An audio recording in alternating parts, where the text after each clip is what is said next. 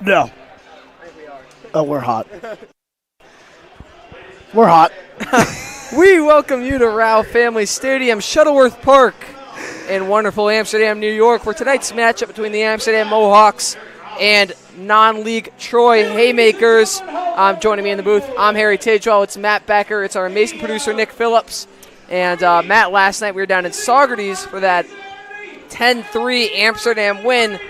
What did you notice last night that you hope to see carried over into today? I'll tell you what I noticed. Danny Perez went 2 for 3. He was absolutely perfect in this game. And then on top of that, the Amsterdam Mohawks, they finally scored with runners in scoring position, and it happened throughout the course of the game, but most importantly in that all-important ninth inning. The score was 5-3. The Mohawks ended up winning 10-3. You would not know how close this game was if you just looked at the box score.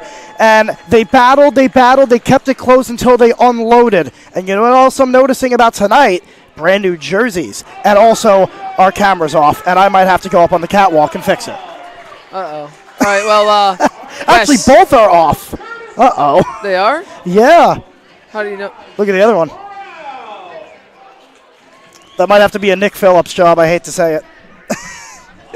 that might have How to do be we know that they're off? No, they're on. I just mean they're off. No, they're on. Off center. Oh, okay. Yeah.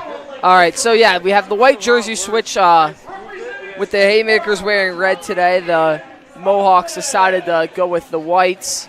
You saw them broken out of the box yourself. You were right there for it, and absolutely.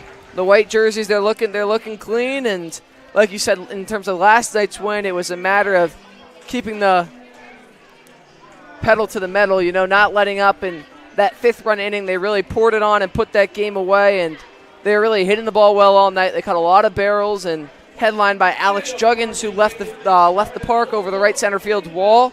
It was an offensive explosion and something they're going to look to carry on over to here tonight.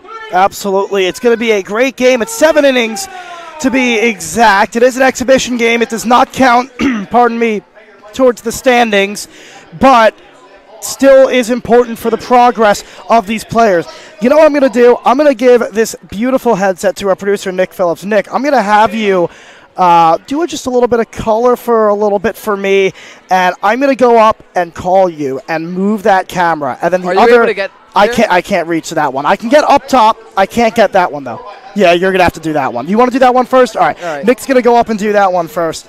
Let me get his little graphics up. We love you, Nick. You're awesome. So Sam Felice on the mound today, 4.2 innings pitched, 23.14 earned runs, average, and then 4 strikeouts. Oh, we forgot to play the intro. Felice, the longest tenured Mohawk on the roster, and he'll get the start in tonight's non-league against the Troy Haymakers. The Troy Haymakers, a member of the Albany Twilight League, and let's take a look at today's starting batting lineup for them.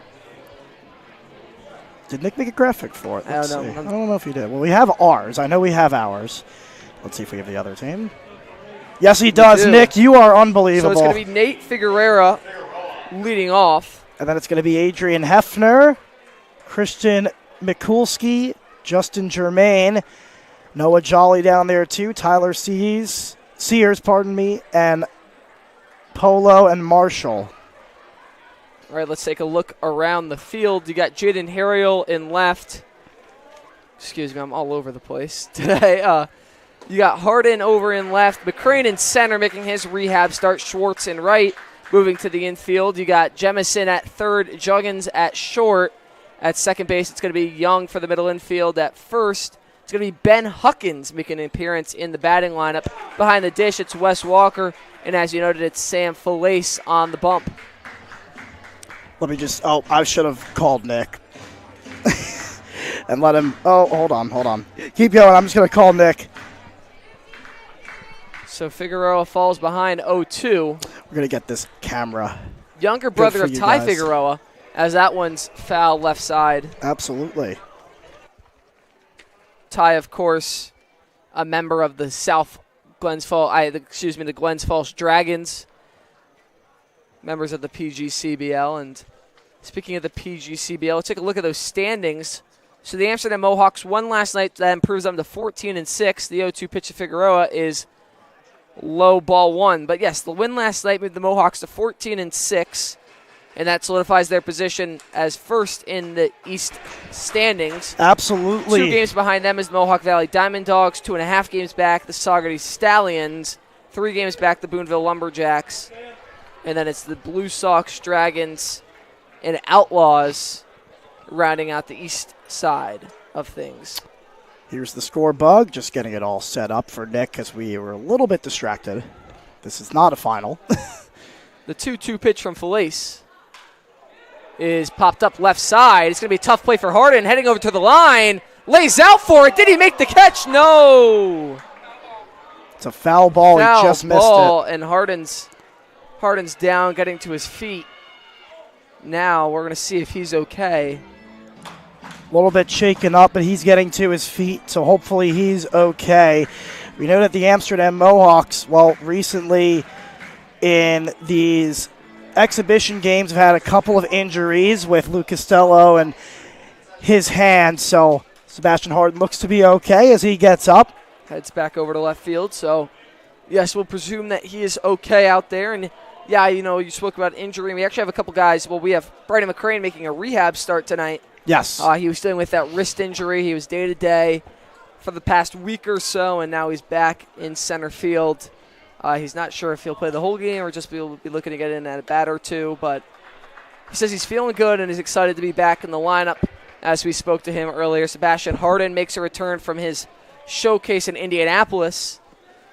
We spoke to him as well. He said it was all good things. It was just your basic metrics. They played a quick scrimmage. He thought he showed well, and one thing I can note, and swing and a miss, strike 3. Sam Felice gets Figueroa to chase up high for out number 1 here in the top of the first. Yep, really good pitch right there, and the Amsterdam Mohawks, obviously it is a exhibition game, but you want to just come out firing, and you want to make sure that you do everything right that your coach asks of you, and that's a big all-important first strikeout.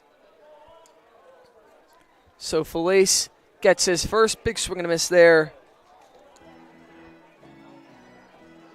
from Hefner. Our amazing producer, Nick Phillips, was just on the catwalk, and that's why the camera is now fixed, and he's coming back down. So that's why I've been kind of distracted and a little bit silent. I was on the phone with him, getting everything set.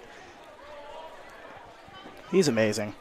That ball low. Hefner from Hudson Valley Community College. But yes, as I was saying, one thing I noted about Hardin, you can note about Hardin just from watching that run he had on that foul ball. He's so quick. Not a lot of guys are able to make a play on that, and he was able to get a glove on it, just unable to bring in the catch. I mean, he was all the way in the bullpen there.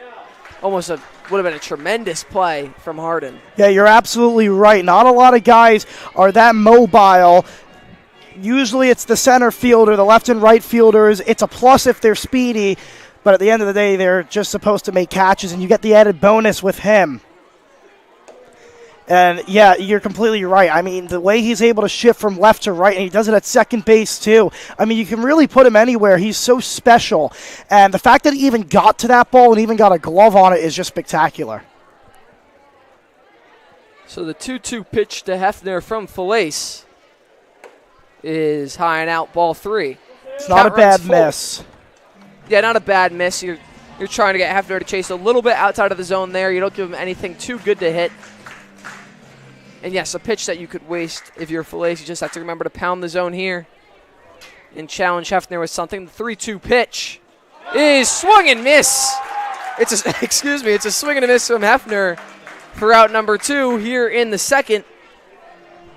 Good for Felice's second strikeout of the game. That was a beautiful strikeout right there. That was a disgusting pitch. It was in the dirt, had a lot of break on it.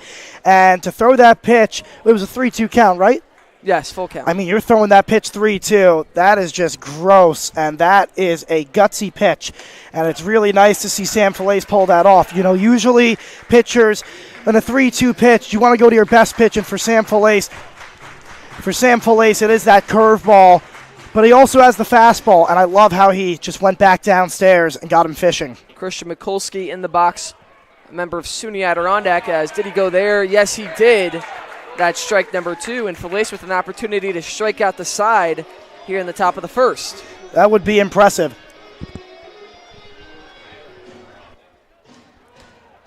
Felice hasn't seen many innings this year, but gets the start here tonight, and an impressive showing so far. The 0-2 pitch is swung on, strike three. 3 up, 3 down. Falacy strikes out all 3 guys, and that'll do it for the top of the first. It's going to be the Amsterdam Mohawks coming up for their first licks after this commercial break. You're watching on ABN. Don't get caught in a pickle when a storm blows in from left field. An automatic standby generator from Adirondack Generators will keep the lights on, drinks cold, and the Mohawks game playing loud and clear. Adirondack Generators, where your service is our priority. Visit us at www.adirondackgenerators.com or call 518-224-1492. Altieri's Landscaping and Snow Plowing, LLC, is a full landscaping company providing full property maintenance services, lawn mowing, shrub removal, spring and fall cleanup, excavation, gravel driveway rehabs, and upgrades, along with design work. Altieri's also provides full snow plowing services come wintertime. Tim Altieri is a veteran of the Navy who started this business 1 year of being out of the service in 1994. Tim is passionate about the work he and his team do at Altieri's Landscaping. A family-owned small engine repair shop in the town of Amsterdam, Dot Skills Equipment and Repair works on any makes and models of lawn and garden equipment, plus snow blowers, generators, and chainsaws. They offer pickup and delivery. Call Got Skills at 518-848-2580. That's 518-848-2580.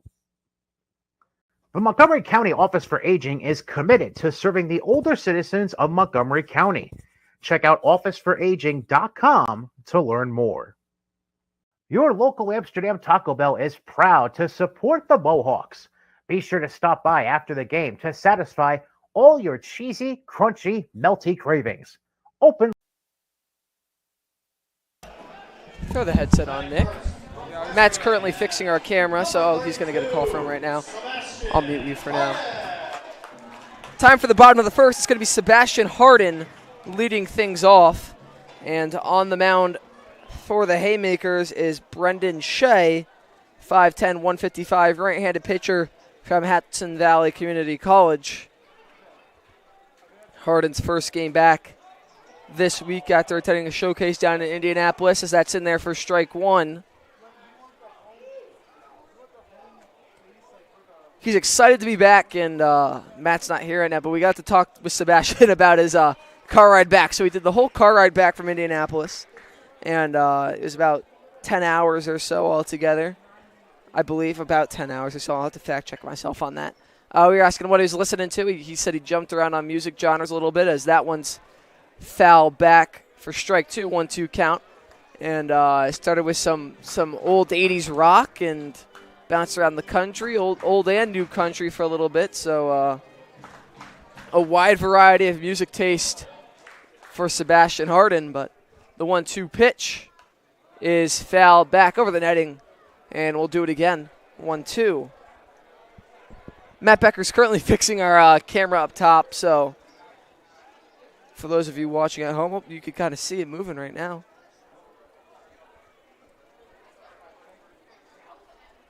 That's high, ball two. Harden usually finds himself, typically in these league games, you'll find him at the bottom of the lineup, sometimes even batting last for that kind of second leadoff position. Something he's really prided himself on, as that one's grounded to third in time. So the Haymakers will retire their first here in the bottom of the first.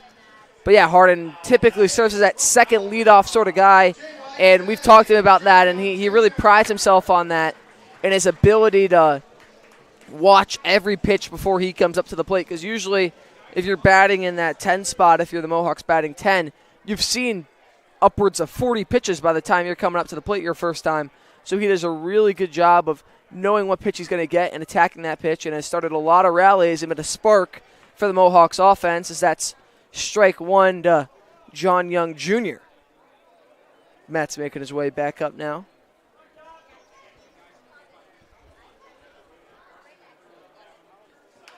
That one's grounded up the middle. Figure has a glove on it. Throw to first in time. Excuse me, I almost said Nate Figueroa. He's at shortstop today. Yeah, that was a great play right there. Matt is back out of breath. The second baseman, excuse me, Noah Jolly. I was getting my middle infield mixed up. Had to fix that camera for you folks. Wanted to make sure it's as center as possible. Oh, I like how you put our ABN logo for the Troy logo. That's awesome. So it's We going didn't to have be one. Brandon McCrane into the box. We haven't seen him in about a week or so after sustaining a wrist injury during batting practice, but he's back today, making his rehab start. And that one's roped into left field. Safe to say he's back as that goes for the Mohawks' first hit of the evening. McCrane just puts that one on a rope into the left field grass, and the Mohawks have a 2-out base runner. Yeah, really good piece of hitting right there. He's aggressive on the first pitch, and he's able to just drive it to the left side, the vacant gap of the field. Really good barrel by McCrane there. And it's going to bring up Ryan Schwartz, who's been on a tear all season long while he's been with Amsterdam. One of the later additions, or one of the newcomers. He's only been here for 2 weeks or so, but he's made his presence known for sure as that one drops in to the top half of the zone for strike one. It's a very comfortable, well, I don't want to say comfortable, but it's a very nice night. It is around 70 degrees and rainy, but it's not burning hot, Yeah, it but beats it's not the freezing 95 cold. degrees and humid. Yeah. So we'll take it as upstate New York begins to leave that 4-day heat wave as that pitch is low, ball one. Let's see who's at. What's the? So we switched. Downey's at I think first, the mic is and fixed now. we switched our base coaches around. Gotcha. So Joe's at third. Joe's and at third, Downey's and at Downey's first. at first.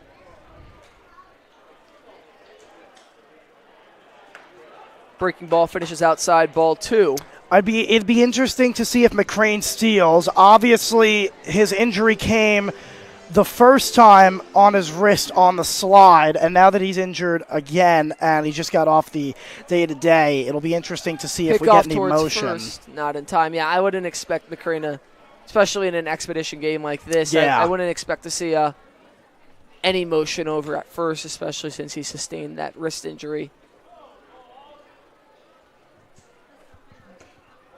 That's into the bottom half of the zone for strike two. Schwartz doesn't like it. Not at all, but he does that signature chest pound, as we've noted in past games. I spelled exhibition wrong. Pick over to first. That was close. That was McCrane very gets in close. there safely. That was very close. 2 balls, 2 strikes, 2 outs. You guys like the white jerseys? You might want to turn us down a little bit, Matt. My mom says it's coming across as very loud. Is it really? And they got him on the pickoff. So McCrane's picked off first, and that's how the bottom of the I first see what the problem was. will end. We're tied. Amsterdam 0, Troy 0. You're watching on ABN.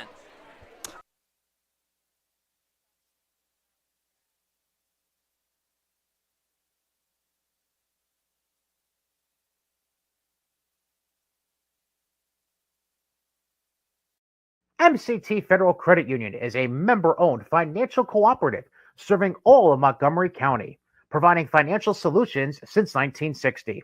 Their member experience is driven by innovation, technology, and reliable personalized service. MCT provides a comprehensive array of financial services, low-rate financing, and convenient e-services. To learn more, visit mct-fcu.org. Again, that's mct-fcu.org. The Amsterdam Mohawks like to thank our sponsors, Three Rings Protection and Training Services. Owner Dwayne Potter is a licensed private investigator in the state of New York. He also provides armed and unarmed security officers to various businesses in upstate New York. To contact Dwayne for information, call 518-225-3283. That's 518-225-3283.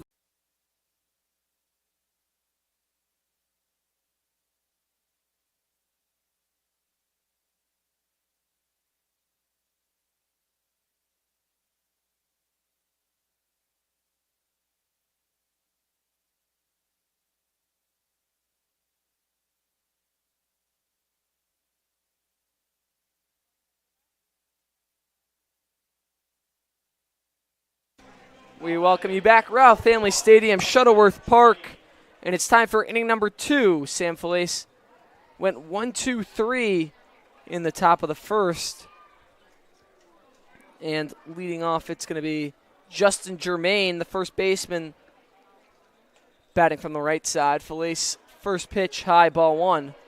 So the umpire is definitely different than what we saw yesterday. You know what we saw yesterday. Yesterday's zone started off extremely small, and then by the end of it was just practically a coin flip of whether there was going to be a strike call or not. Some pitches were, I guess, missing middle, you could say. Yeah, there were some that were very, very, very close to the zone. I'm going to go check out our audio real quick. Breaking ball finishes inside. Ball 2, 2-1 the count. You know, what's so great about these exhibition games is giving guys opportunity. As I noted last inning, San Felice hasn't got a bunch of innings this year as that one's pop back foul, 2-2. And guys like Ben Huckins and Brad Curtis find their way into the lineup tonight for some opportunity and a chance to prove themselves and hopefully get some, earn some more innings in those league games. And it's just such a great opportunity for, obviously, the Mohawks and the teams that get to come in, All-Stars Academy, the Troy Haymakers. And that one's fouled off. Jermaine in the box, so we'll do it again. Yeah, it's kind of like when, an FPS school plays an FBS school. Yes. In football, and you're kind of showcasing, and if you're able to keep that game somewhat close, I mean, it just goes a long way for your entire brand and team. Whew, Felice wanted that one. Fastball must have finished slightly outside. So the count runs full to Germain. Andy Kai getting loose in the bullpen. This will probably be a game where no pitcher's going to go too long. That's low, ball 4. So Felice loses Germain after the 2-2 count, and it's going to be Antonio Archina into the box, the catcher tonight. Yeah, and there was a couple of pitches there that he would have liked to have been called, but you know what? At the end of the day, it wasn't called, and you just got to bounce back from there. And that one sent to Juggins at second, flip to Young. Double play in time.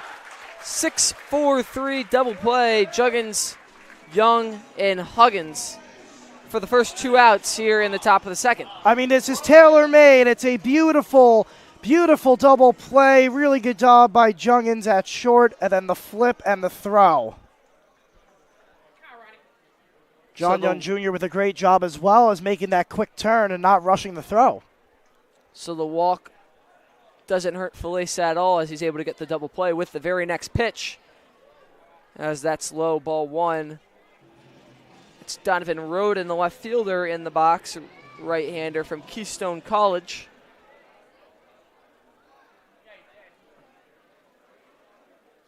And that one's lined right back up the middle. That'll be the first hit of the night for the Troy Haymakers as Donovan Roden gets on base. Yeah, this ball was scorched right up the middle. Great piece of hitting right here. This pitch is coming in pretty hot, and he hit it exactly where it was pitched from, right up the middle, tattooed that ball. Noah Jolly now into the box for Troy, and that one's grounded to Juggins. He'll go to one. Throw is in time for out number 3, and that'll do it. No runs, 1 runner left on, 1 hit, and that'll do it for the top of the second. You're watching on ABN. Farmers Insurance has spent 90 years putting customers first. Visit farmers.com to learn more. Come to Recovery Sports Grill, where Mohawks fans feel at home even when they're not in the ballpark, offering delicious food and drinks from burgers and beer to mocktails and desserts, and exclusive promotions and offers through our Hall of Fame Rewards program. Enjoy the fan and family environment where Recovery Sports Grill is proud to support local sports and always happy to host your family or team. While the Mohawks shine on the diamonds shine bright at Northeastern Fine Jewelers. Come choose from a vast collection of products from all of your favorite brands, such as Omega, Cartier, Breitling, and more. Whether it's everyday jewelry or if you need something for that special day, we have you covered with our fashion and bridal assortments. Visit us in Albany, Schenectady, or Glens Falls to see what Northeastern can do for you.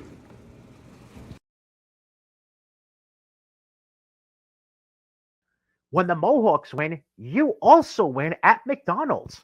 Whenever the Mohawks claim victory, take your game ticket to the McDonald's on Market Street in Amsterdam and receive a free small fry. You must have your ticket stub with you. At NBT Bank, we know that this day starts with this one. That's why no matter what day you're planning for next, you can count on us to help you get started. NBT Bank, it's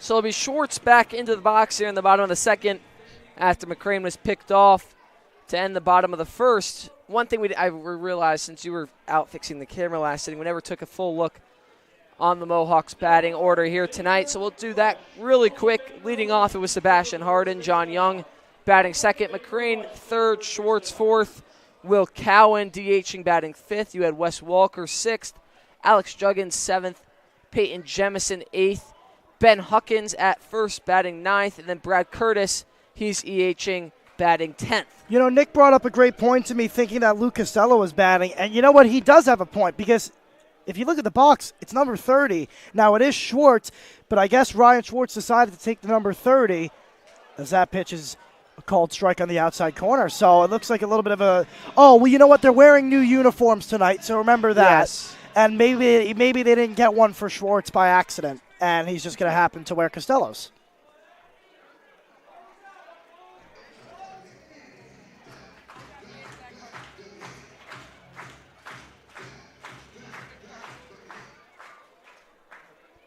Schwartz up 3-1 in the count.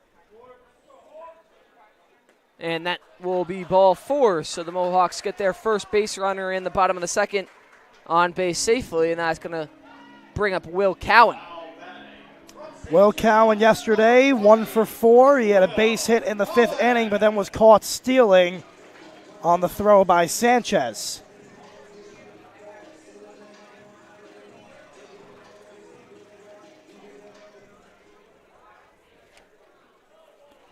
Now, obviously, this won't impact anything average-wise, but we'll take a look at his average on.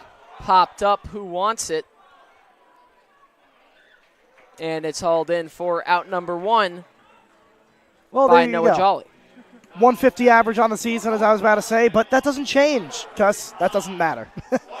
Now it'll be Wes Walker. Wes Walker batting 278 on the season. He did not play in yesterday's game.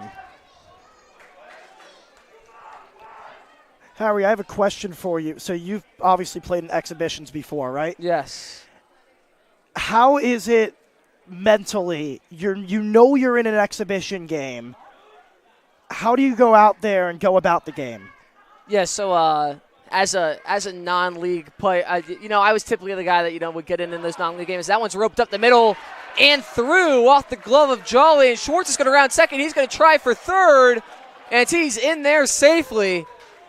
So Walker gets the single up the middle, and Schwartz goes first to third to put runners on the corner and one out for Alex Juggins. Really good piece of hitting right here. It was going to be a really tough play by the shortstop and the second baseman, Figueroa and Jolly, and it just ends up hitting off the hand of Jolly and going into center field. So obviously a base hit there. Really nice rip from Wes Walker. That was perfect. Right up the middle. That's where you want to put it.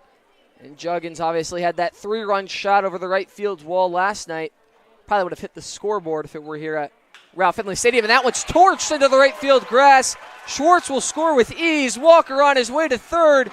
He's in there standing up. It's an RBI single for Alex Juggins, and the Mohawks lead 1-0 in the bottom of the second. You're absolutely right. The ball would have hit the scoreboard yesterday, and this one, he keeps it inside the ballpark. He does a great job. This ball is tattooed to right field. It's ripped right through the hole, and that'll get the job done, and that'll get the run in. So now Peyton Jemison into the box, and yeah, as I was saying, in high school I was a typical non-league guy, and I didn't get a bunch of playing time in those league games, but I got to start a couple non-league games during my career, and for those guys, it's such a great opportunity as Juggins takes off, and he'll be into second safely on the wild pitch. Pass ball.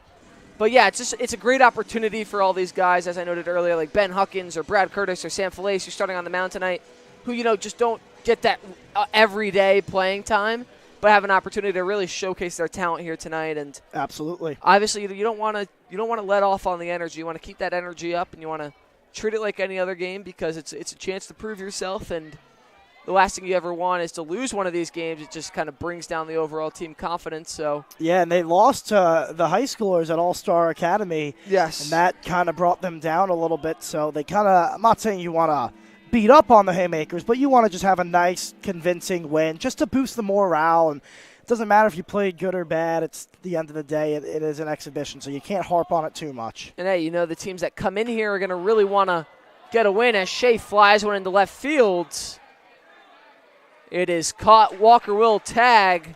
Throw will go to third. So Walker will score with ease, and it's a 2-0 lead for the Mohawks. Good piece of hitting right here from Peyton Jemison. Now remember, Jemison came into the game yesterday after Jaden Harrio went down with an injury. Good tagging by Wes Walker, able to recognize as soon as that ball touches the mitt, he's got to run, and he does it perfectly. So yeah, Peyton Jemison, he was put into a tough situation yesterday, and we're actually going to speak to Jaden Harrio during this game.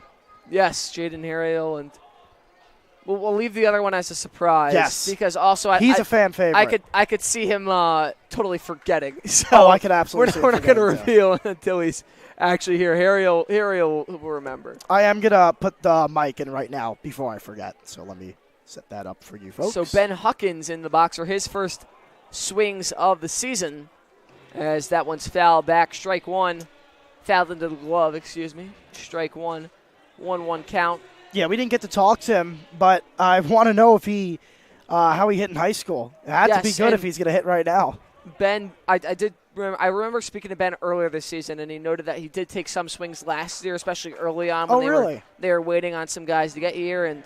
But the second half of last year didn't see much offensive playing time, and he hasn't seen any so far this season. But his first opportunity here tonight.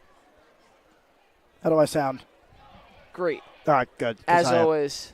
Thank you. Swing and a miss there on the breaking ball. Count goes to 2-2. And, yeah, as I was saying earlier, that it's important that the Mohawks punched first here and got those 2 runs across, because a team like Troy or in just any exhibition, exhibition, these teams that come in, they want to get a win. And, All-Stars was hungry for a win. And, Troy's hungry for a win. In front of such a large crowd, they'd love to prove themselves, sort of like that FCS, FBS comparison you like to make when those teams go into the big house or go into Beaver Stadium. They're looking to prove themselves. Absolutely. Bowling Green nearly upset Penn State in the home opener last year. And that's outside and high ball 4. And it's just, it's crazy because these teams, they feel such a jolt. And I have a couple of friends. So Delaware came to Penn State. My friend is one of the team managers, like a kid manager for them. And he told me, he goes, the players were like, this is like the coolest thing we've ever done. As Curtis gets up to bat here, he was like, this is the coolest thing we've ever done. And to be able to just come into a stadium like this. Bunt attempt from Curtis. It missed the bat, so it will be a passed ball, and Juggins will advance to third. Yeah, I thought it hit the bat. Yeah, I thought that might have hit the bat too. Yep, good heads-up play by Juggins. But what I was saying is those players get such a jolt of energy. You'd think it'd be intimidating. Not for them. They've never seen a crowd that big, so they're excited. Curtis pops that one up right side and foul. That'll be strike 2. And, do you know all the quarterbacks that have gone to Delaware? I don't. I want to check if this guy did too. Hold up. I'll get back to you in a second. I should have had it pulled up. Anybody notable come out of there? A couple guys. That's what you get being a D1 school. Curtis flies that one into center field. And it is hauled in for out 3 here in the bottom of the second, but not before the Mohawks do some damage. They get across 2. They lead. You're watching on ABN. Don't get caught in a pickle when a storm blows in from left field. An automatic standby generator from Adirondack Generators will keep the lights on, drinks cold, and the Mohawks game playing loud and clear. Adirondack Generators, where your service is our priority. Visit us at www.adirondackgenerators.com or call 518-224-1492. Altieri's Landscaping and Snow Plowing, LLC, is a full landscaping company providing full property maintenance services, lawn mowing, shrub removal, spring and fall cleanup, excavation, gravel driveway rehabs, and upgrades, along with design work. Altieri's also provides full snow plowing services come wintertime.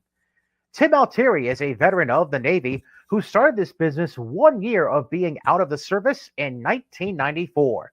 Tim is passionate about the work he and his team do at Altieri's Landscaping. A family-owned small engine repair shop in the town of Amsterdam, Dot Skills Equipment and Repair works on any makes and models of lawn and garden equipment, plus snow blowers, generators, and chainsaws. They offer pickup and delivery. We're coming back live for the baby race. Yes, absolutely. Absolutely. In between, it's okay, baby on the right, baby on the left. They're off, Oh, and there's boy. no movement. They're sitting there. Oh, boy. No movement. Come on. No. Go to your parents. Come on. Somebody's got to go. Somebody's got to go. I don't know how much time we have in between innings. Is there a pitch clock? Well, it's an exhibition game. I think we're good here. Baby on the left Come is on. in that crawling stance. Baby on the right is still sitting down. Maybe is it a way to save energy, conserve energy? I don't know. Somebody's got to go. Let's go. Oh, baby on the left. Looks like they might be making a move. Are they going to make a move? You know what you got to do? You got to pull out the pacifier move. If they like the pacifier, you got to wave it around in the air, and that'll attract them. They're going to move the finish line up just a little bit more. Who's going to make the first move? It's a waiting game here at Shuttleworth Park. We got to stare off, guys. Who's it going to be? Come on. Oh, there's the pacifier. See, there's the pacifier move. Oh, do we see some had my movement? idea. Somebody had my idea. There is the pacifier move. Oh, we got movement on the left-hand side. Come on. Oh, here we go. Here we go. Oh, we have some crawlage. Oh, they're playing. Are they distracted by the turf? Oh, the turf. no. What training went into this? They're moving. I don't know. It's going to be the first baby to move up a foot. Is going to win this race. They look so giddy. Oh, left side, over the line. There we go. What an exciting race. Wow.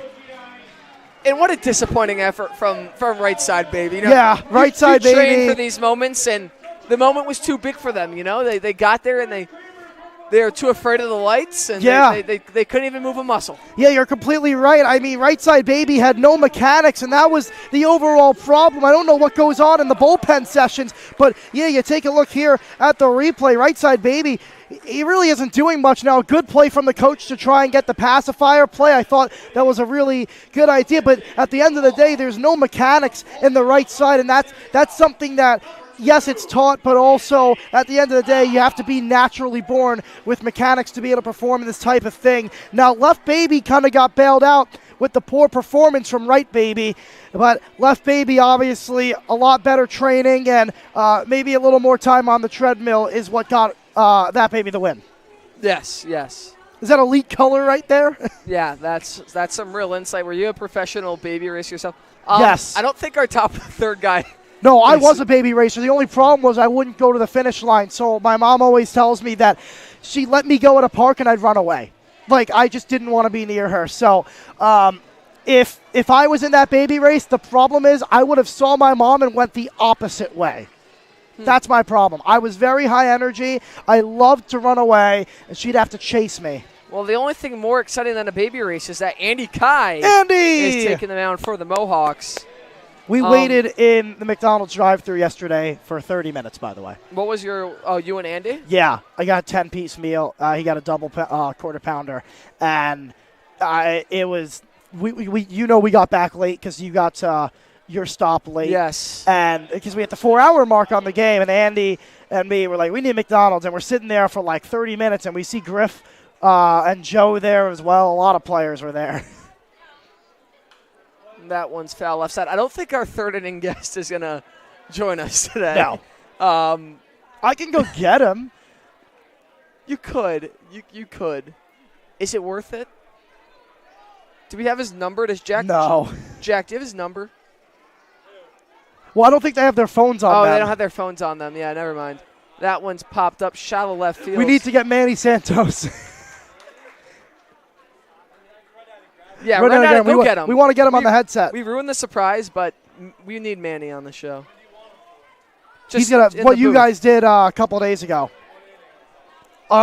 Next half inning. Yeah. I lost where. Who is this? Who's batting? Number 6? What number is it? Number 8? Is he in college? No batting gloves. What number 4? Who? I lost where I was in the order.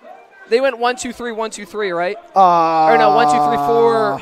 It went 1, 2, 3, 1, 2, 3, 4. So I need to. All I know is there's no batting gloves here. So this here. is 9. This is Polo. We didn't have his number on the roster. So I wasn't. This is the DH. Diogenes Polo, the DH. He has no college listed, and I'm not exactly sure how old this guy is. No batting gloves. He's said to be a pitcher. Breaking ball almost hits him on the inside. Not a guy you might want to hit if you're Andy Kai here. He looks like he could handle some business. Oh, my God. He has seen a lot of ball over the years, I'll tell you that. And for him to come up here with no batting gloves is actually wild. I love the no bat. I'm a no batting gloves guy myself. I love it. Reminds me of prime Evan Gaddis or. Jack just went down and got it. Just told Manny for us. So that kind of ruined the surprise. But yes, Manny Santos will be joining us. Yeah, it did ruin the surprise. I realized I forgot to remind him. We talked to him like right when he got here, and I was like, "You want to come up in the top of the third?" He was like, "Yeah." Yeah, as that one's grounded. Great play by Jemison. Throw to first in time. It's a spitting play at the hot corner for out number 2. This is a fantastic play by Peyton Jemison starting at third today. It's chopped pretty hard, and obviously the speed of Polo, not quite sure how old that speed is. Burning down that line. Hey, I mean, not a lot of guys, we're not exactly sure what the age is on him, but I don't know if a lot of guys that age could even get out of the box. I have no clue. Yes, members of the Twilight League. He's still on the field. So I don't know if there exactly is I think the Twilight League, I don't know if there's no age limit. He's still on the field, guys. That's him right there in the bottom of your screen. Moseying his way back to the third base. The guy on deck looks like he's younger than me. Yes, that's we noted earlier, that's Nate Figueroa, so that's the younger brother of Ty. Oh my goodness. From Glens Falls. He just finished, I believe he finished his senior year. That's at, awesome. Colony High School. Bats left, throws right. Oh, well, that's normal. There's a lot of high school graduates that play in this league. Yeah. Breaking ball from Andy just outside. Nice try on the frame from Wes Walker behind the dish, but that one seemed to be a little bit too far over. Trying to work his way out of the top of the third. The pitch from Andy Kai. Grounded to Jemison at third. Throw to first in plenty of time, and that'll do it. No hits, no runs in the top of the third. You're watching on ABN. MCT Federal Credit Union is a member-owned financial cooperative serving all of Montgomery County, providing financial solutions since 1960. Their member experience is driven by innovation, technology, and reliable personalized service. MCT provides a comprehensive array of financial services, low-rate financing, and convenient e-services. To learn more, visit mct-fcu.org. Again, that's mct-fcu.org. The Amsterdam Mohawks like to thank our sponsors, 3 Rings Protection and Training Services. Owner Dwayne Potter is a licensed private investigator in the state of New York. He also provides armed and unarmed security officers to various businesses in upstate New York. To contact Dwayne for information, call 518-225-3283. That's 518-225-3283. Simon Says on the field now. Oh. Who's left? I don't know. Oh, we have a winner. And here he is, There's Manny. the great Manny Santos. You have his headset? Yep, You do. it's all set up for him. There he is. We are live. We came back for Simon Says Here, put this on. Welcome Manny Santos to the booth. What's up, A Manny? fan What's favorite up? here in Amsterdam. Hey. We tried to surprise them, but then we realized that we forgot to tell you. So we had to tell Jack to tell you. And we were on the airwaves as we said that. So kind of got spoiled. But how's everything going for you? It's great, just enjoying life, enjoying baseball. It's just great to be alive, Absolutely. Harden flies that one into right field. It is caught for out number 1. So, Manny, you're a local guy. You grew up in Amsterdam, and I know you went to Albany Academy for high school. But what does it mean to be, playing in front of the crowd? I know you played here last year as well. Just kind of express what it means to have this opportunity to play for the Amsterdam Mohawks. It's great. I used to come here when I still went to Amsterdam, watch a lot of games. It was always fun just seeing the fans into the game how much as they are, and just like being able to produce for this fan base like I did last year and just win a championship just means a lot for the that hometown. One's through for a hit. So John That's Young great. Jr. reaches base. Yeah, actually, speaking off what you said, I wanted to go back to last year. You had one of the biggest moments of the season here at home against the Saugerty Stallions where you got the save in that game that ended up putting you guys into the championship. How big of a moment was that for you, and how do you feel you handled the bright lights in that moment?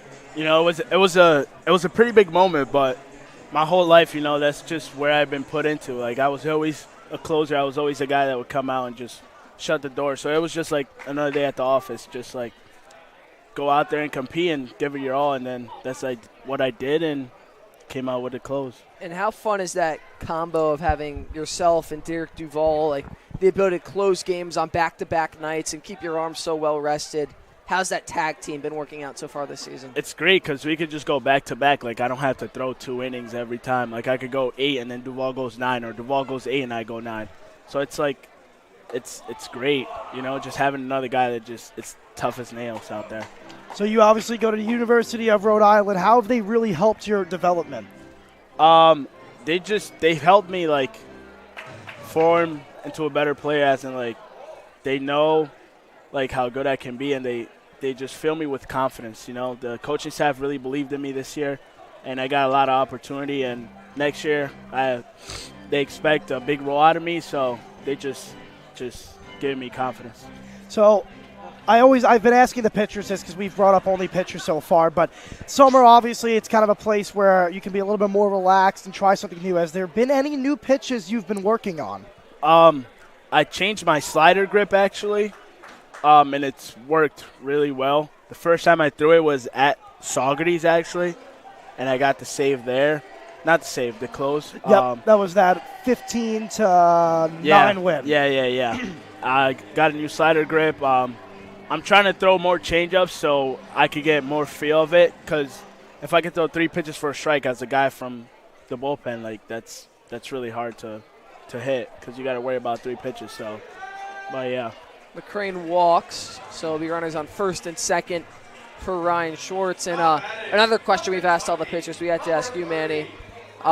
Road trip across the country. Yep. You can bring one teammate with you. Who's it going to be? Road trip across the country. Definitely not Parker Akins. He's a little bit soft. So definitely not Parker. Calling him out. Maybe Danny, me and Danny, like, Yeah, you guys both got that pretty energy. close right now. I always see you guys And- in the dugout talking. Yeah, and he's like he's not like a big negative guy. He's always like trying to make things fun. So I would say Danny. That's awesome. Well, speaking of, I noted your energy there is something that you're prided on, and something that it's easy to notice about you, how much energy you have in that dugout, and especially out of the bullpen. And how do you maintain that energy over the course of the season and really uplift the confidence in this Mohawks dugout? I'm just always grateful to be out there. You never know when your last time is going to be playing baseball. So I'm just so grateful to be out there, and I enjoy every moment of what I do and what I love. So I just be where my feet are. Out of all the POs on this staff, you had to choose one to go out there and get a big hit for you guys. Who you Schwartz choosing? lays one down. Throw to first. Oh, off the bag. They're going to say he held. They're going to say he got back down on the bag in time. So Schwartz is going to be out at first. We'll advance the runners to second and third for Will Cowan. You want to break down the replay for us, Manny? What'd you see here? We're going to slow it down for you. Ryan Schwartz puts down the bunt. Very good bunt down the third base line. You think he's safe or out? Nah, he's definitely out. He got back down. How many times a game did you say you guys are saying something? You're saying safe when he's out for sure. Oh, everything. As a pitcher, Every you're time. saying that's Yeah. in there when you know it's a little outside. Or like a check swing. Always yes, check. He did. Yes, he Yeah. did. Always. So, yeah, out of all the pitchers on this staff, it's the bench is empty, and you need to put a pitcher in the spot to hit. Who are you pulling up to you can say yourself, but who are you calling up to the plate to get you that big hit? Last year, actually, we were in that position. And Jesse Kuzmich came up to bat and got a big hit for us. So I'm putting Jesse up there. That's awesome. I would say myself, but I would put Jesse up there. Kirsten went with himself. He was really confident that he could do it. Yeah. So do you have water in there or Gatorade? If it's I have both. Oh, you do? I was going to say, Yeah. what flavor do you got in there? I don't know. Whatever flavor we got in the dugout, actually. Oh, you have I think they call blue. it, it's blue today? Yeah. I know Yeah, she, it switches up. Carla makes these special mixes. I tried it once. It was really good. Yeah, I put half water, half Gatorade. There's Polo from the last inning walking around the That's concourse. my guy, actually. That's Me and him, awesome. that's my boy. Him and my dad are close. That's They're friends. awesome. Yeah. No batting gloves. We were like, this is unbelievable. He actually played pro ball. Really? Yeah, he was a pitcher. Yes, he's listed as a pitcher in here. Yeah. He played pro ball. He was a pitcher. He ripped that ball to third. Nice play nah. by Peyton Jemison. It's kind of crazy to see that old of a guy play baseball. You know what I mean? Absolutely. Cowan rips that one down the third base line. Foul.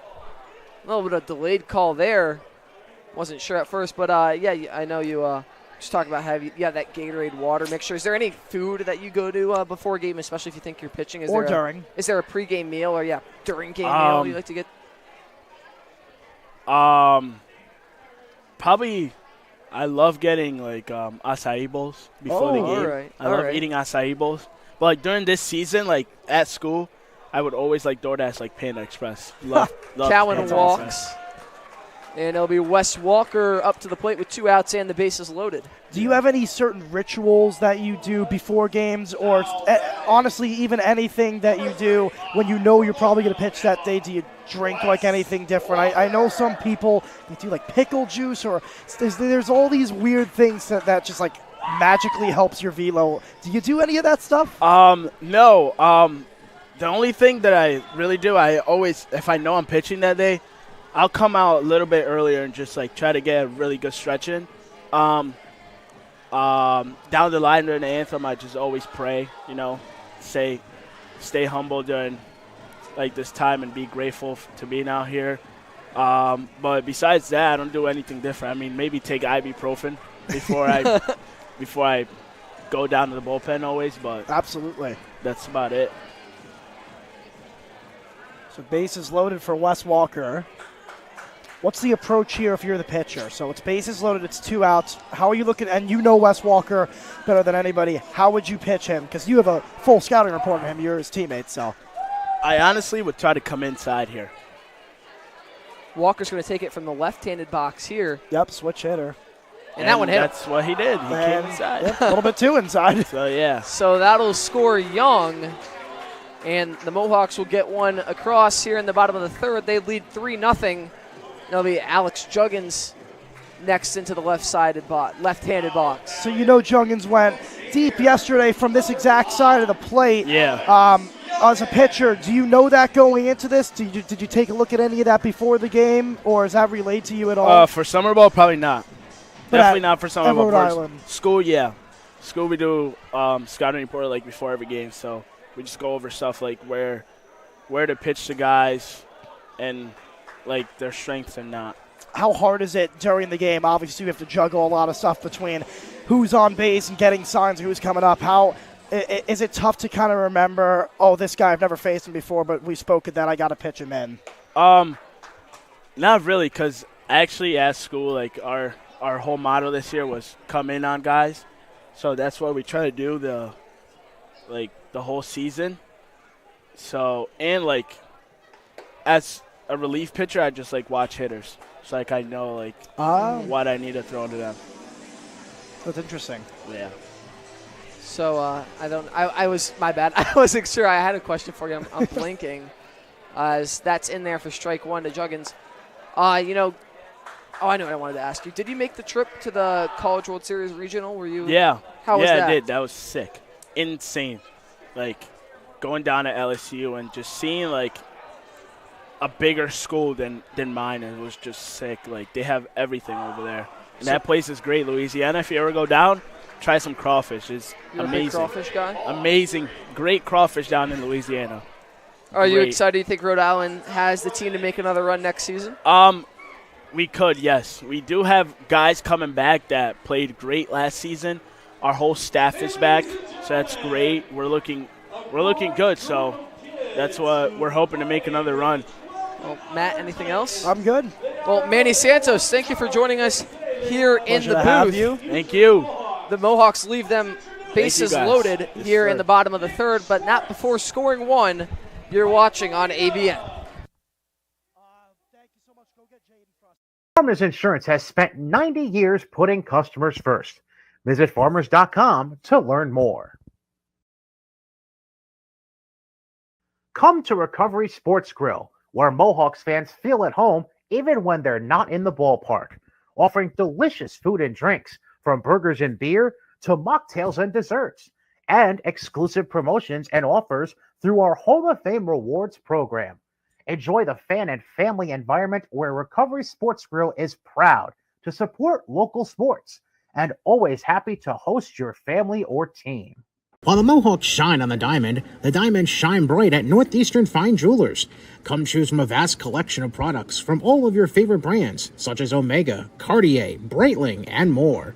Whether it's everyday jewelry or if you need something for that special day, we have you covered with our fashion and bridal assortments. Visit us in Albany, Schenectady, or Glens Falls to see what Northeastern can do for you.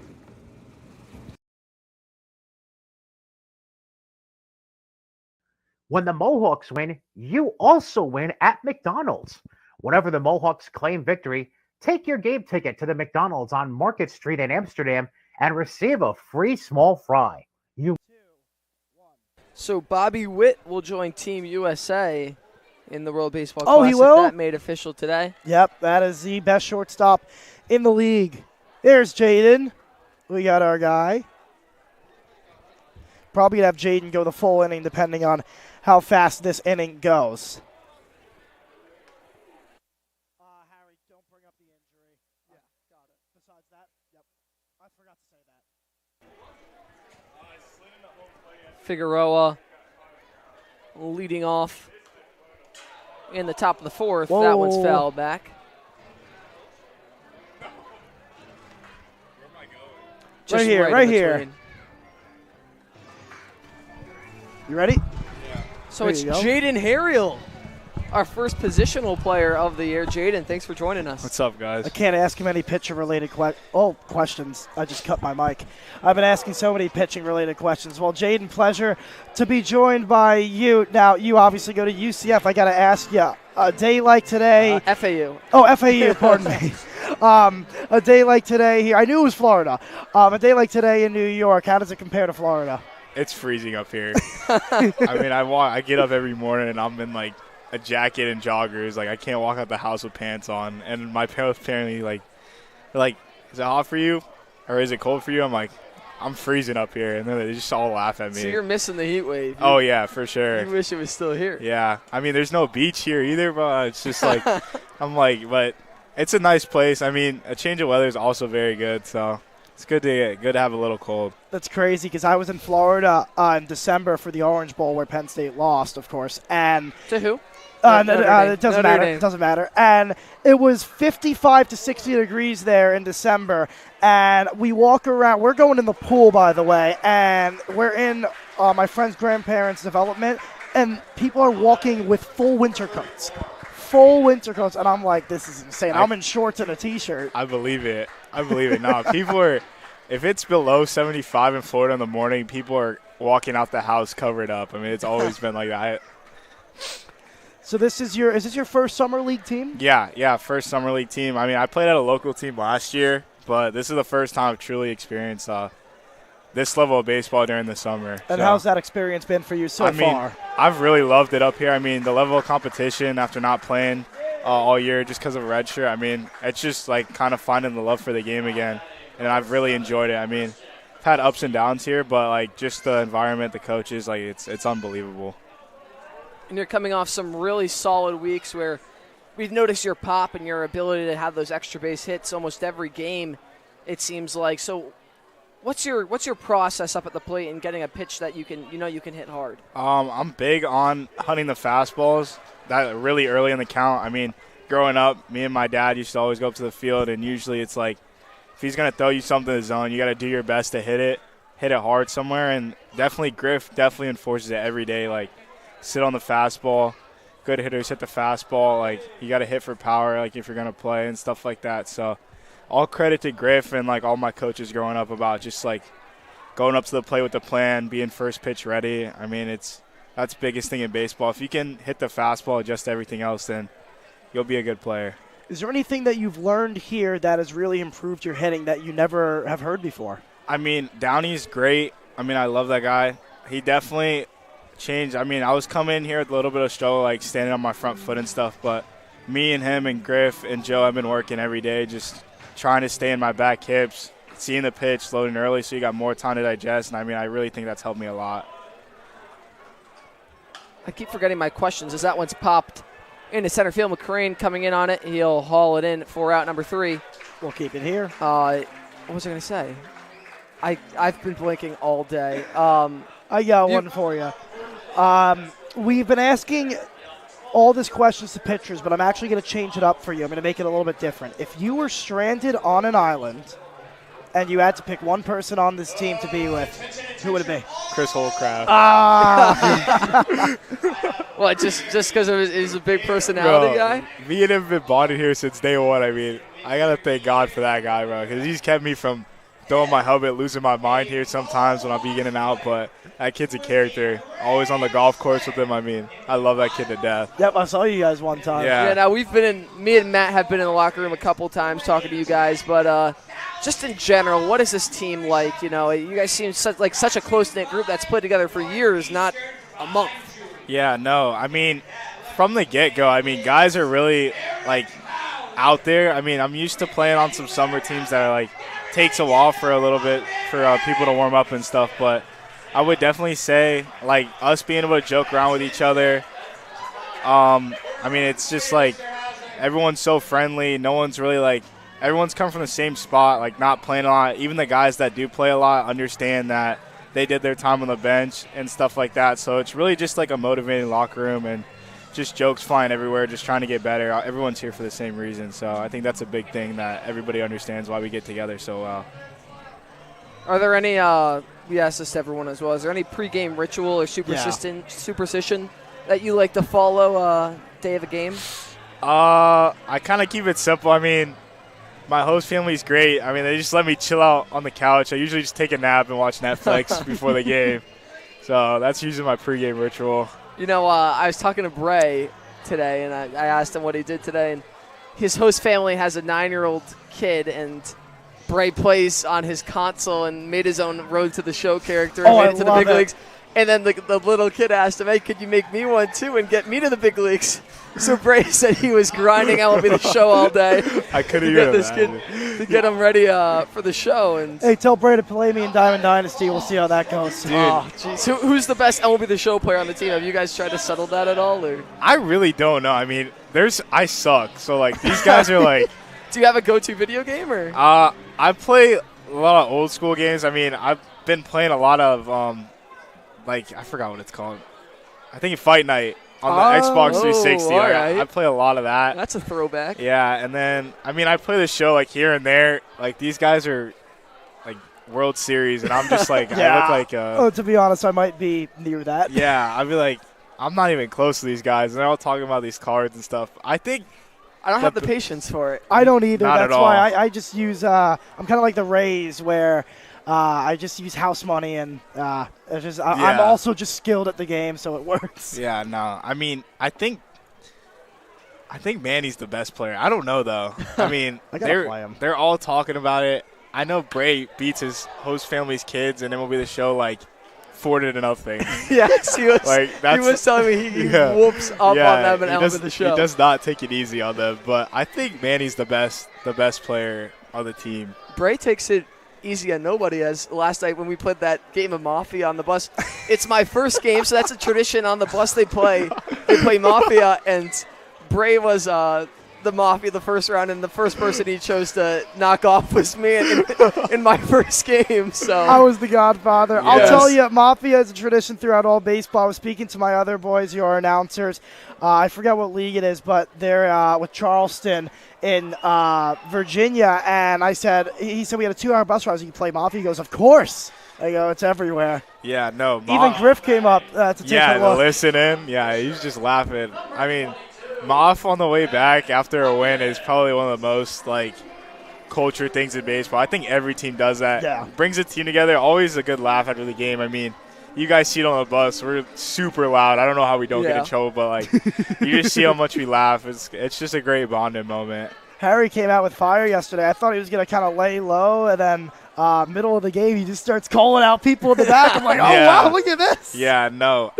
Bray's got to be one of the funniest. He's so quiet. Why do you think I recruited him first? But when Bray talks, he's so funny. Yeah, no, he's so quiet, but he's always when we do the votes the other day on the bus, I think from Odiana, he's like, it's time for you to go. So he voted the kid off. It was the funniest thing ever. I'll tell you, and then Wes in the back, he's very stone cold quiet. He doesn't say a word. Him you can't and even get a read off him. McCrane doesn't even sit down. He's standing up he's Yeah, trying to McCrane survey the room. always sits up. No, we got a theory that Wes cheats with his hoodie, man. I swear, he knows way too much all the time. Zach Hernandez is so skilled, too. He's right below us. I mean, he's an absolute wizard as well. Yeah, no, he was big yesterday with the medic plays. He kept reviving himself. Everybody's trying to kill him. That's awesome. I mean, yeah, it's such a great team bonding, and it really just brings everyone together. Oh, Lord.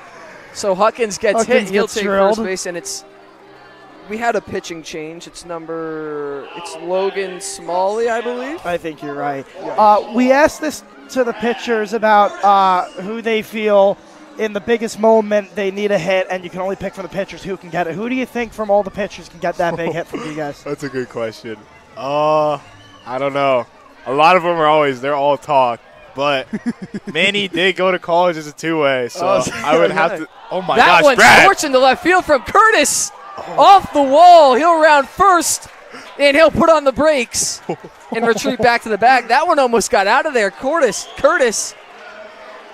crushed that ball off the left field wall. Yeah, it's like the Green Monster. I mean, this ball is scorched. He's going to have to settle for a long single, but look at how quick he brings his hands inside to get to this pitch, and he just drives it. Obviously, the only thing that was missing from that was the launch angle. He had it a little bit too low, and it hit the top of that wall. And one thing I want to ask you about sort of that play right there is these exhibitions, so many guys get opportunity, and how great is that for you guys, for some of these guys to get a chance on the field today? I mean, I love to see it. I mean, obviously, Brad is I see him in BP every day, man. That kid, knows how to hit. It's kind of tough because you got guys, I mean, he's going into his freshman year of college at Siena. He's going to be a great player, but, you got me and Payton coming from college, obviously coming to get ABs, but seeing him be able to play these games and get hits like that, I mean, it kind of just shows, he's got a lot up and coming for him. I got good news for him. Jacob deGrom went there, and Jacob deGrom can hit and pitch. So Yes, if they he can even get a fraction of deGrom onto him, I think he'll be pretty good. Yeah, no. I mean, I just love how we got guys pitching. Sam finally getting an appearance back out there. I mean, going out here throwing 2 shutout. I mean, it's great to see these guys come off the bench and finally get an opportunity to show why they're here. Is that Nimmo? Is Nimmo down? Uh-oh. No. A question I'll ask, I guess, and we asked you what pitcher can get a big hit. I guess the better question to ask you is, the bullpen's gone.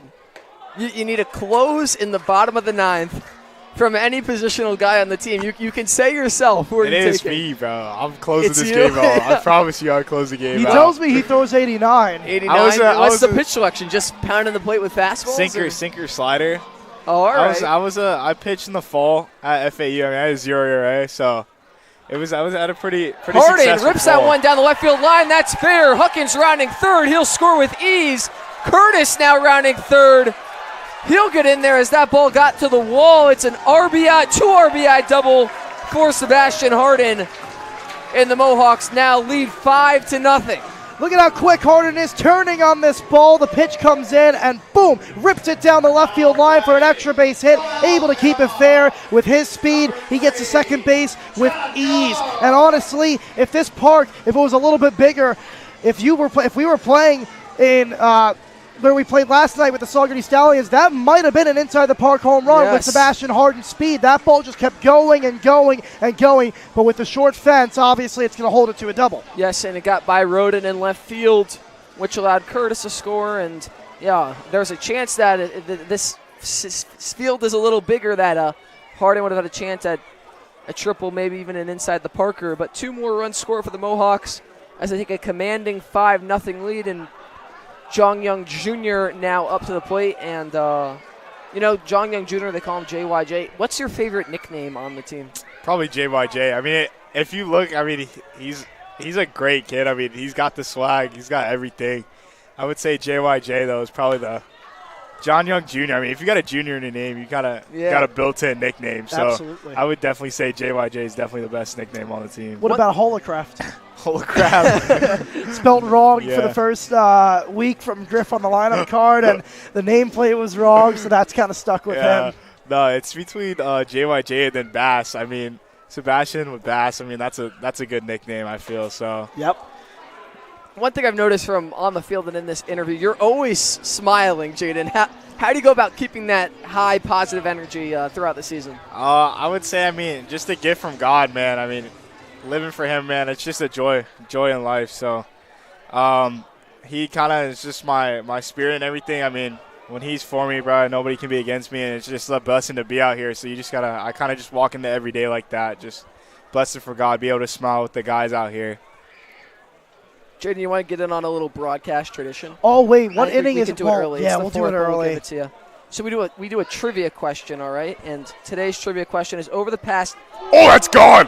That one is way out of here. Oh my gosh. Into the pond. Watch that one fly as Jong Young Jr. throws up the wings, rounding seconds. It's a 2-run shot over the right field's wall and a 7-0 lead for the Mohawks. Way back. Look at the Crimson Tide kid right here. He gets this pitch and he just turns on it and unloads. Look at that release right there. And that ball was sent to absolutely Mars. Oh my goodness, John Young Jr., are you kidding me? I can't believe I missed that. I would have given that one a this pitch crushing. Yeah. That ball was obliterated by Jong Young Jr. Cleared the stands and the building behind the right field wall. I mean, that was just unbelievable. Good luck finding that ball. This field holds, I got to get my glasses on, I took it off, 280 down the right field line. And, I mean, that's out of 30 parks in the MLB. That ball was hit at least 390 feet pulled to the right side. No chance that's coming back, and he deserves the right to stare that one down. That one popped up shallow right field. Running in, it is down. And McCrane's going to take off for 2. Catch the outfield lacking, and he does. I mean, this is crazy because it's kind of like, he's jogging to first, obviously, because of the pop-up. So he's like, let me take my time. And then right here, he makes a turn. Boom! He turns on the Jets. I mean, he got a little warm-up in, and he was able to go from kind of like 35% to 100 like that. That's impressive. Not a lot of people can just turn it on like that. Some real speed from McCrane. I should get the trivia question before something else happens. Over the past 50 years, what player to lead the entire league in home runs had the most stolen bases in the season that they led the league in home runs? Whoa. I'll tell you, the number of stolen bases is 40. How many homers? home runs was the only one 42 homers, and it happened in the last 50 years. Last 50. That's a tough question. I'm not good with the history, man. I've been very good this season, but I don't know. McCrane's going to steal third with ease. Great jump there. 40-40 season. Take some time to think on it. We'll give it right before you leave. I don't know, man. I don't even know. That's a good. I was about to say Shohei, but he didn't have the most homers last year. So Randy to Matt's left has some serious ball knowledge, as we like to say. He's really good at knocking these questions down. How do you say? Are you a Marlins fan, Rays fan? Or? I'm a White Sox fan. Oh, so, what? Yeah. Yeah, no, I'm a White Sox fan. You wear everything else Florida. You have Miami Dolphins and all this stuff, and you're a White Sox fan. I got a White Sox jersey. I've always been a fan of them. I loved Frank Thomas. Like, even though I did not watch him growing up, just like kind of demonstrate my swing after him a little bit. But yeah, no, I love Frank Thomas. That kind of just got me into the team. This is so tough. I'm sure you wish you weren't. Or do you wish you were still a White Sox fan now, or? I have not much better options than Florida with the Rays and Marlins. And the Rays are good. They're decent. I mean, I don't know. I'm going to stick with the White Sox, man. Sometimes it's good to go through the struggle. You know, I'm a Giants fan for football, so I know what that's like going through that struggle. I was thinking about him. Does he steal? Schwartz flies that one into center field. McCrane should score with ease. Tagging up, he will. And, yes, he will score with ease. So it's an 8-0 lead for the Mohawks. And a 5-run fourth inning. And, you know, the Mohawks have had so many of these big innings, as we like to refer to them as, and how important and what are the keys to producing these big innings in games? You take bad pitches, take good ones. I mean, you got to also capitalize. I mean, you see McCrane with that hustle double right there. I mean, you got to definitely capitalize on defensive errors. Like, it's big when we put up a lot of big innings, but you'll see. Like, in the bigger innings, we're always going to be on time for any pitch this guy throws. It's kind of like a flow state kind of thing, and we're going to be on everything. If you can put together and kind of just live right center as a hitter, you definitely would put a lot of big innings because you're always able to react in. So the biggest thing I feel is just seeing everything, swinging at the pitches you want to hit early in the count, and that will lead to huge innings. I had a teammate question I wanted to ask you. You know, we talked about how well you guys all get along. Is there a way you like to mess with guys, or any pranks you like to pull, or anyone in general that's big into the locker room prank? We do have a lot of pranks. I mean, we don't really do anything, but like we always mess with each other. Like something will go on. Like last night, like obviously I'm hurt right now, so with my finger, but yes, like today, bro, like they were talking about my eye because I couldn't put a bun down to beat me and I got hit in the face. So stuff like that. They call me a marshmallow, call me soft because of my eye. And like, that's the reason you're not playing today. Just like little stuff like that, just to mess around with each other. It's always stuff like that. Like we used to call McCrane Auburn when we first got here, just to like mess him a little bit because he's coming from a bigger school. Just like stupid stuff like that. That's hilarious. It's like, oh, Mr. Big Shot, what's up? Yeah, exactly that. I mean, it's so hard to mess. The one person I love messing with is, like I said earlier, like Holcraft being my favorite teammate. Like we're always on the golf course, just like saying whatever to each other. It's hilarious out there. I gotta ask you, how's your golf game? Because I know I passed you that one time. How is it? How's it looking? I mean, it's good. It's good and it's bad. I mean, I cannot putt for my life. I mean, I just shoot it 50 feet past the hole every time, and it just gets me so frustrated. But I don't use my driver a lot, but I'm big into the 3-wood because I can control it a lot. But I would definitely say my short game, it's probably getting scolded in the woods. I'm not finding that ball ever again. Is there any talks of a team tournament or a way to find out who the best golfer on the Chris team is? Holcraft is the best golfer, by far. 69. Oh, wow. Yeah, jeez. I shot 88. I thought that was going to be the team record. Last time I golfed with Chris and we played the back nine, he was 1 under. So that kid can ball on the course, man. So what I'm hearing is me and Harry are going to go with you and Chris one time. We can, man. That'd be quite the match. Nah, I mean, Chris would probably just carry me, but like he's unreal at golf. I mean, when I got out there, I was like, he can't be that good. And the first tee shot, as you guys know, Amsterdam's like on the hill, and he scorched one. I was like, he just birdied the first hole. I was like, yeah, I got no chance That's today. a tough hole, too. Yeah. It's the first hole that I ever played with dunes in the middle. Yes, And up and down. I'm like, ridiculous. yeah, and I was like, this kid can't even see the hole, and he's sticking one on the green. I hit the luckiest shot there. It was on the uphill slope of a dune. I couldn't see the hole, and I said, all right, I'm 170 away. Let me just pull my 6-iron out and hit it as straight as possible, and I just put it right next to the green. You guys, people that can control that stuff and like have an idea where it's going, I think are blessed with a golf swing, man. I got no clue where my iron shots are going. Cowan goes down swinging. That ends the 5-run bottom of the fourth. Jaden, we're going to let you go. Thank you so much for coming on today. I appreciate it, guys. Of course, feel better with the eye and the figure as well. Thank you, guys. Thanks so much for coming on the show. You're watching on ABN. Farmers Insurance has spent 90 years putting customers first. Visit farmers.com to learn more. Come to Recovery Sports Grill, where Mohawks fans feel at home even when they're not in the ballpark, offering delicious food and drinks from burgers and beer to mocktails and desserts, and exclusive promotions and offers through our Hall of Fame Rewards program. Enjoy the fan and family environment where Recovery Sports Grill is proud to support local sports and always happy to host your family or team. While the Mohawks shine on the diamonds shine bright at Northeastern Fine Jewelers. Come choose from a vast collection of products from all of your favorite brands, such as Omega, Cartier, Breitling, and more. Whether it's everyday jewelry or if you need something for that special day, we have you covered with our fashion and bridal assortments. Visit us in Albany, Schenectady, or Glens Falls to see what Northeastern can do for you.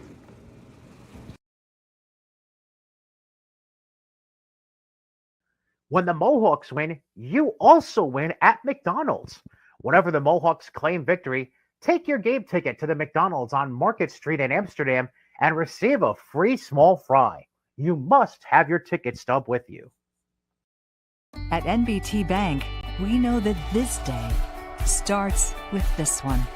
That's why no matter what day you're planning for,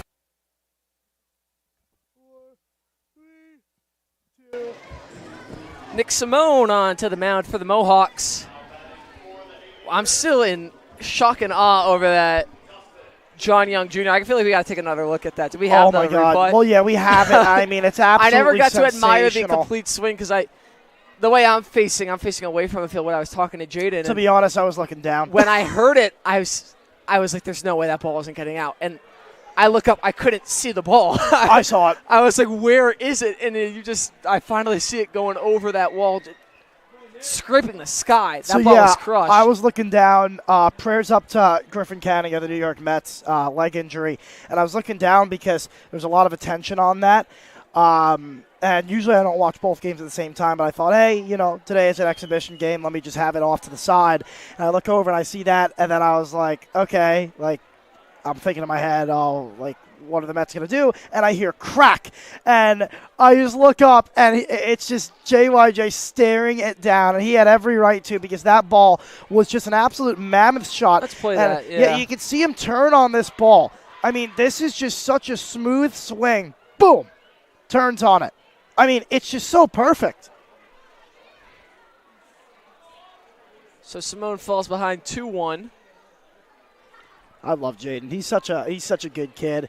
So well spoken too. Big swing and a miss there, yes. And all the guys we've had up here over the past few games in the booth are all so well spoken, and we've had some really good conversations. And we're gonna try to keep getting guys up in the booth and getting to know more. We've got to know so many of the guys as of recently. I was telling you, Bray's hilarious. Bray, I mean.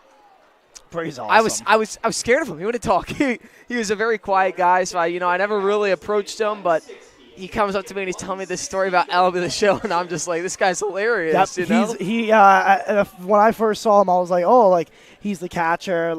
He's very quiet. And the first thing I said to him, I said, your name is so cool. You were the first person that when I was looking through the rosters and I saw the name, I said, that's awesome. And I said, this guy has to be a pitcher, and you're actually a catcher. And he goes, hey, I can still throw people out, so I do have a good arm. And I was like, imagine your name is Touchstone as a pitcher. Yeah. That would just be awesome. He's an awesome kid, and we were watching the Mets game on the bus ride to Saugerties in that first game, and I had it on. He just kept looking over. So Justin Germain walks. He'll have a pinch runner. That's going to be, excuse me, I do know who it is. No. Alex Payne, yes. I beat Brady to it. Alex Payne. It's going to be Brady. What? Oh, that Brady. I thought you Yes. said. Oh, I thought you meant. I was like, I think you called That me Brady. Brady's doing our PA tonight. He's, Yes, he is. It's a normally mixture one of of the Brian, photographers. Katie, and if you combine those first and last names, you get Brady. So there you go.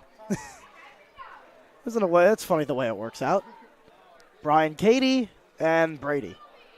So Brady doing it. There's no stats tonight, but Andrew Spagnola is still here on the sound, and we got the rest of the crew here as well.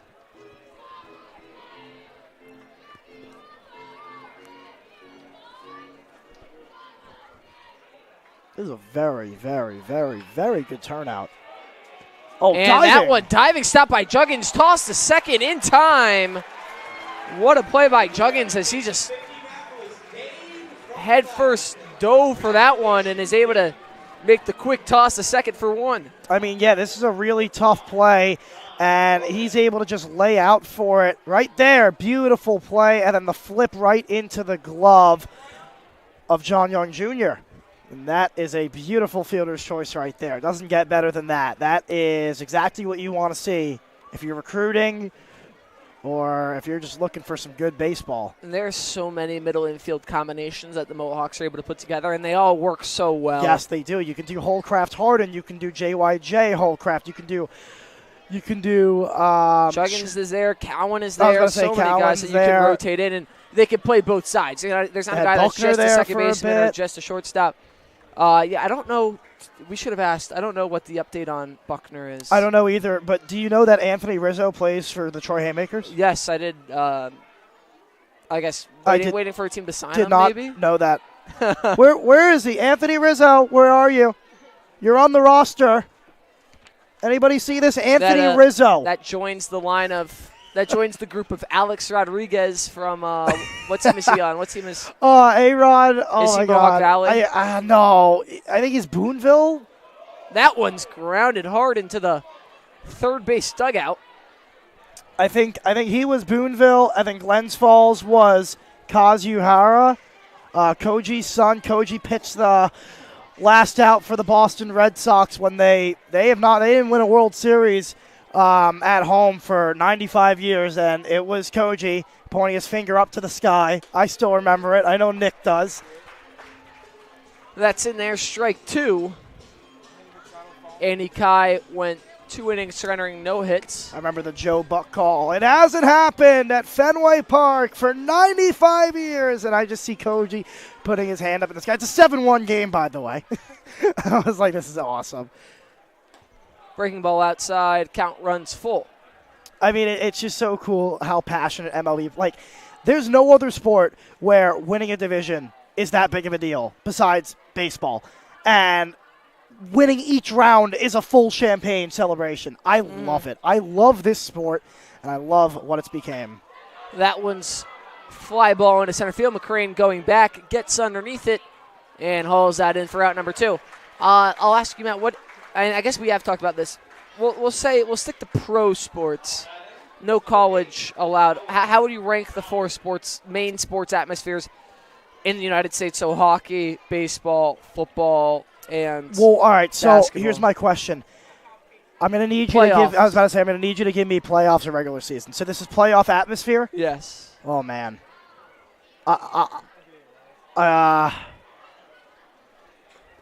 Hockey and baseball to me are 1-2, and I don't even know which order to put it in. And I'll tell you, football's great. Don't get me wrong, but I don't know. There just seems like I'll tell you what.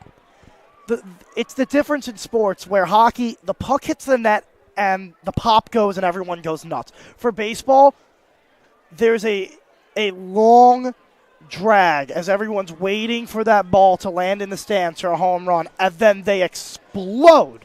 Absolutely explode. I'm gonna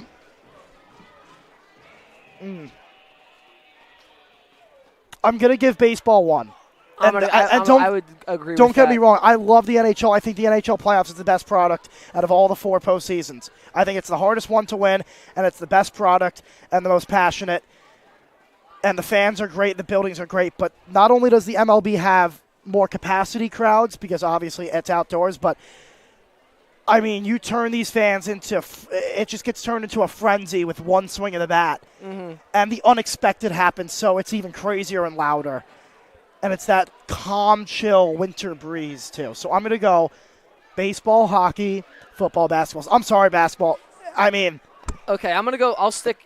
Yeah, I like baseball because it's not just the home run. It's the inning-ending strikeout working out of the jam. It's the steal of home or something like that, as that one's wonderful play by Juggins. His great job of gloving it, but he'll eat that one. So it'll be a infield single for Jolly. And it's going to be Tyler Sears to the plate. And, I'll stick with baseball at 1 because I think there's also an overall consistency. No matter what team makes the playoff, they're going to pack the stands and they're going to be loud. NHL I'll put Except at 2. for maybe the Rays. But NHL I'll put at 2. I still the great atmosphere, and I'm not the biggest hockey fan, but gotta love the NHL playoffs.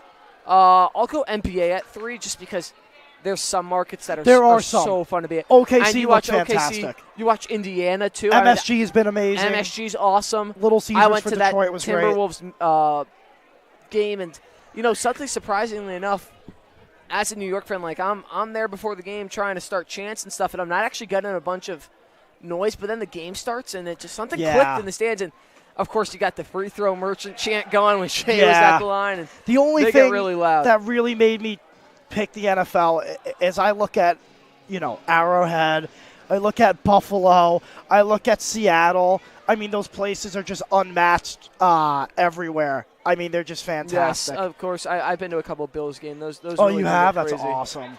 You jumped through a table? No, I did not jump through. I've seen tables get jumped through. It's an experience. Going to a Bills game is an experience. It's something I highly recommend. A Bills game and a Cubs game are 2 things I highly recommend. I heard Cubs games are great, especially the matinee Friday games. The 0-2 pitch to Sears is low, ball 1. And, again, those are great. And if you're doing, I said pro sports, obviously, but if it was like college football, those are awesome, especially with this first-round games now where Notre Dame or Penn State are getting those home games. I mean, I was there, and it was noon, and it was the loudest I've ever heard that place. Yeah. So, Nick Ohio Simone's on the State. mound. Did we say that? I think we did. Yes, we did. Thought we did. I opened with that. I'm pretty sure you did. I just can't remember. Yeah, then I mentioned how I can't remember the days of the week, and I can't remember the pitcher that's on the mound. it's Thursday, and tomorrow Mohawk Valley. No, Oneonta, I'll be there. Oneonta. No broadcast though. Okay. At the moment. Saturday's Mohawk Valley. That'll just be Matt. Yay! You guys can have fun dealing with me. Don't miss me too much. They're gonna miss you after they deal with me for an hour. Breaking ball, swing and a miss, strike 3. That'll do it for the top of the 5th. Haymakers leave 2 runners on. It's an 8-0 lead for Amsterdam. You're watching on ABN. Don't get caught in a pickle when a storm blows in from left field. An automatic standby generator from Adirondack Generators will keep the lights on, drinks cold, and the Mohawks game playing loud and clear. Adirondack Generators, where your service is our priority. Visit us at www.adirondackgenerators.com or call 518-224-1492.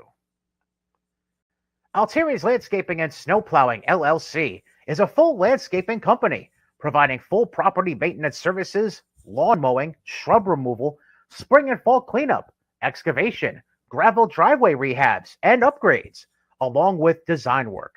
Altieri's also provides full snow plowing services come wintertime. Tim Altieri is a veteran of the Navy who started this business 1 year of being out of the service in 1994. Tim is passionate about the work he and his team do at Altieri's Landscaping. A family-owned small engine repair shop in the town of Amsterdam, Dot Skills Equipment and Repair works on any makes and models of lawn and garden equipment, plus snow blowers, generators, and chainsaws. They offer pickup and delivery. Call Got Skills at 518-848-2580. That's 518-848-2580. The Montgomery County Office for Aging is committed to serving the older citizens of Montgomery County. Check out officeforaging.com to learn more. Your local Amsterdam Taco Bell is proud to support the Mohawks. Be sure to stop by after the game to satisfy all your cheesy, crunchy, melty cravings. Open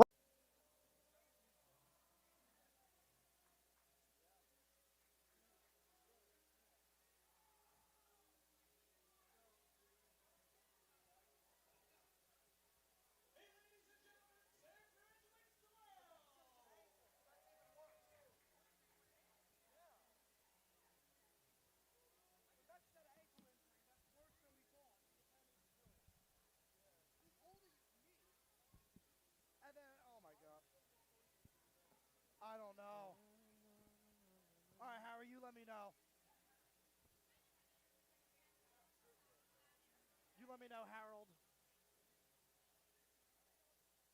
Oh, we're back. No, you just let me know. Okay, 3, 2, 1. And we welcome you back for the bottom of the fifth. It'll be Wes Walker leading things off, and we've seen him taking his swings from the left side here today with the opportunity to get some non-league reps in. I want to see him hit one into the pond. I know he's done it during BP. It's directly over the scoreboard. So I want to say, so you see the light pole in center field. That is the pond. And then it goes to over the scoreboard. But the light pole in right field, there is a fence, I want to say around 15 feet away from it that cuts that off. So I'd say, you see the Sunco sign? I'd say that's where the pond ends. That's We'll what see I'd say. if Wes can get a pitch to Hunt down here, up 2-0 in the count. I want a camera out there, I'm telling you. And that pitch popped up left side. Roden making his way in underneath it. He'll make the catch for out number 1, and they'll bring up Alex Juggins. Well, if Juggins could do anything like he did yesterday, you're going to have a splash hit. Yes. Like I said, I mean, it might hit off the scoreboard instead. Yeah. Are you going to say cannonball? Yes. Cannonball! Cowabunga. That one's out of here. My dad always, so my dad's a Twins fan. I'm a Yankees fan, but we always, we'd always listen to Yankees radio if you're in the car during a game. And of course, the legendary John Sterling, who retired last season. I hope you didn't watch during the wild card game. Yeah, but can't blame him though for thinking that ball was gone. That ball was smoked. Yes. All right, it's just looking at what was happening on the field. My dad always loved to make fun of John Sterling's, exotic home run calls and what he did. That Gary is scary for Gary Sanchez. But he didn't even. You know what's crazy about him is he didn't even. He was so calm when he said it too. He was so it was special. You don't really get that anymore. Both of us and everybody that I know is very high energy. That's what people want. But back then, it is high, it is far, it is gone. Welcome to Labor Day, and it's special. You don't really get that anymore. And he created that specialized call for each player, and that's something my dad always used to find really funny. And we always used to joke about any time a player, like at any game, hit a home run, we'd try and say something that rhymed with his name, just at any name in general. So Will Cowan's Cowabunga. Yeah, Cowabunga. Yeah, oh, perfect. Will Cowan. Yes. But, when I made that home run call last night, he was like, you couldn't think of anything for Juggins? You couldn't think of anything that rhymed with that to say? And I was like, not on the spot. I don't know juggling the ball into the stands? Joltin' Juggins. A Juggins jolt. A Juggins jolt. Love it. I like that. Juggins jolts one over the right field wall. There you go. If you have your eyes shut, he didn't actually do that.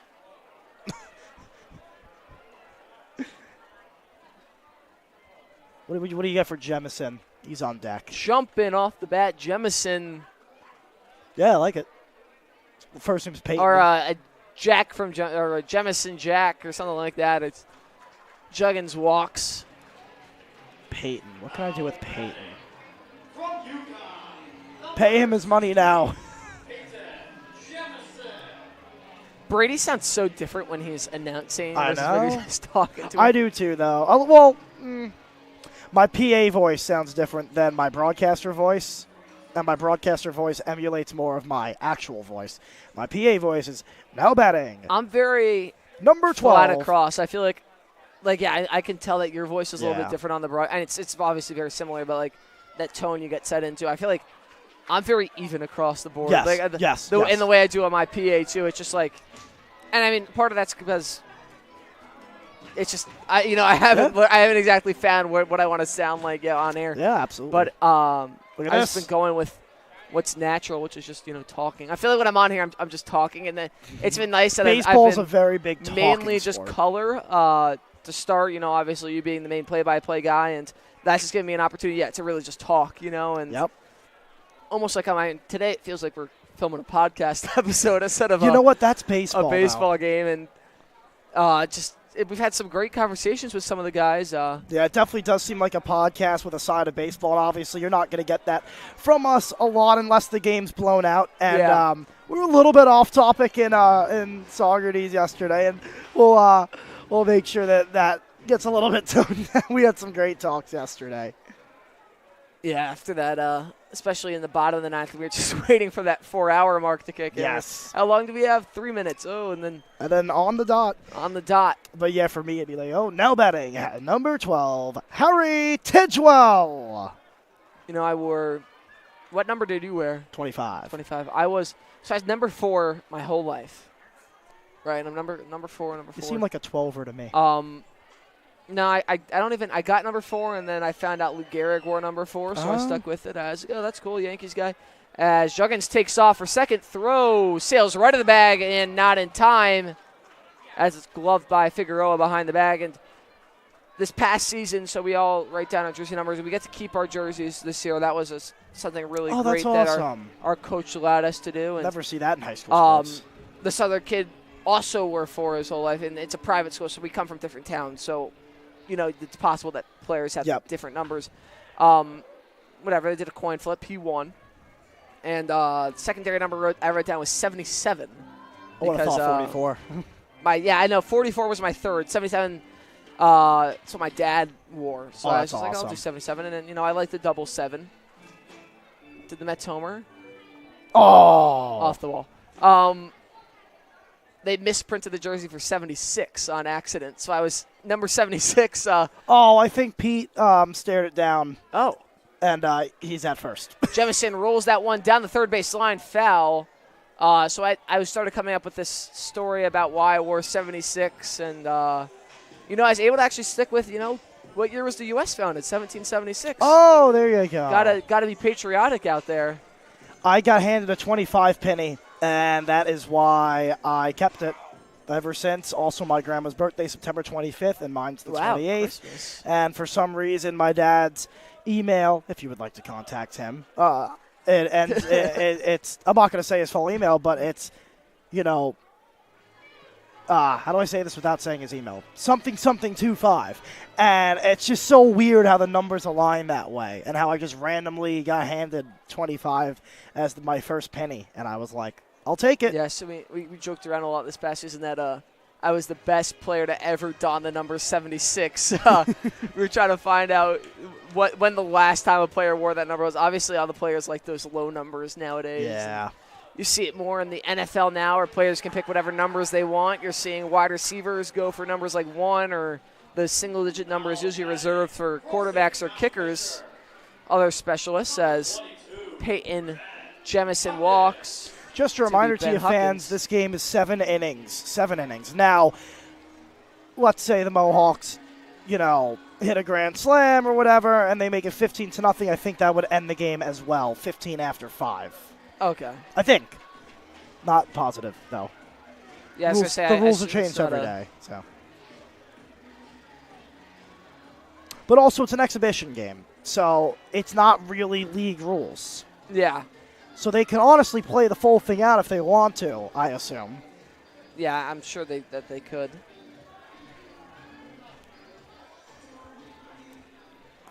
They don't even have a bullpen.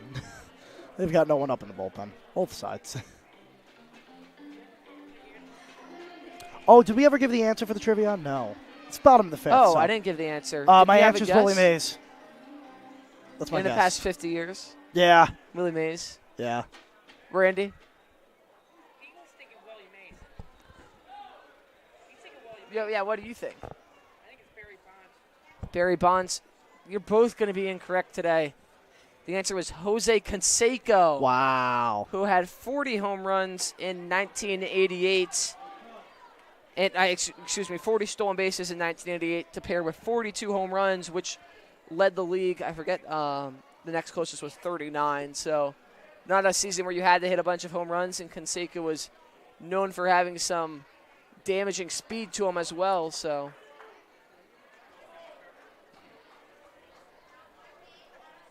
maybe not all of those home runs would have got out if he was playing by the rules. But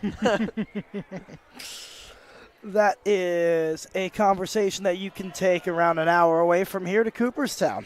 Yes. We'll see if they would like to answer that. Yeah, I wonder, I mean, you ever think people just call and they're like, hey, is this guy in the hall? They're just kind of messing around. They'll be like, you know the answer.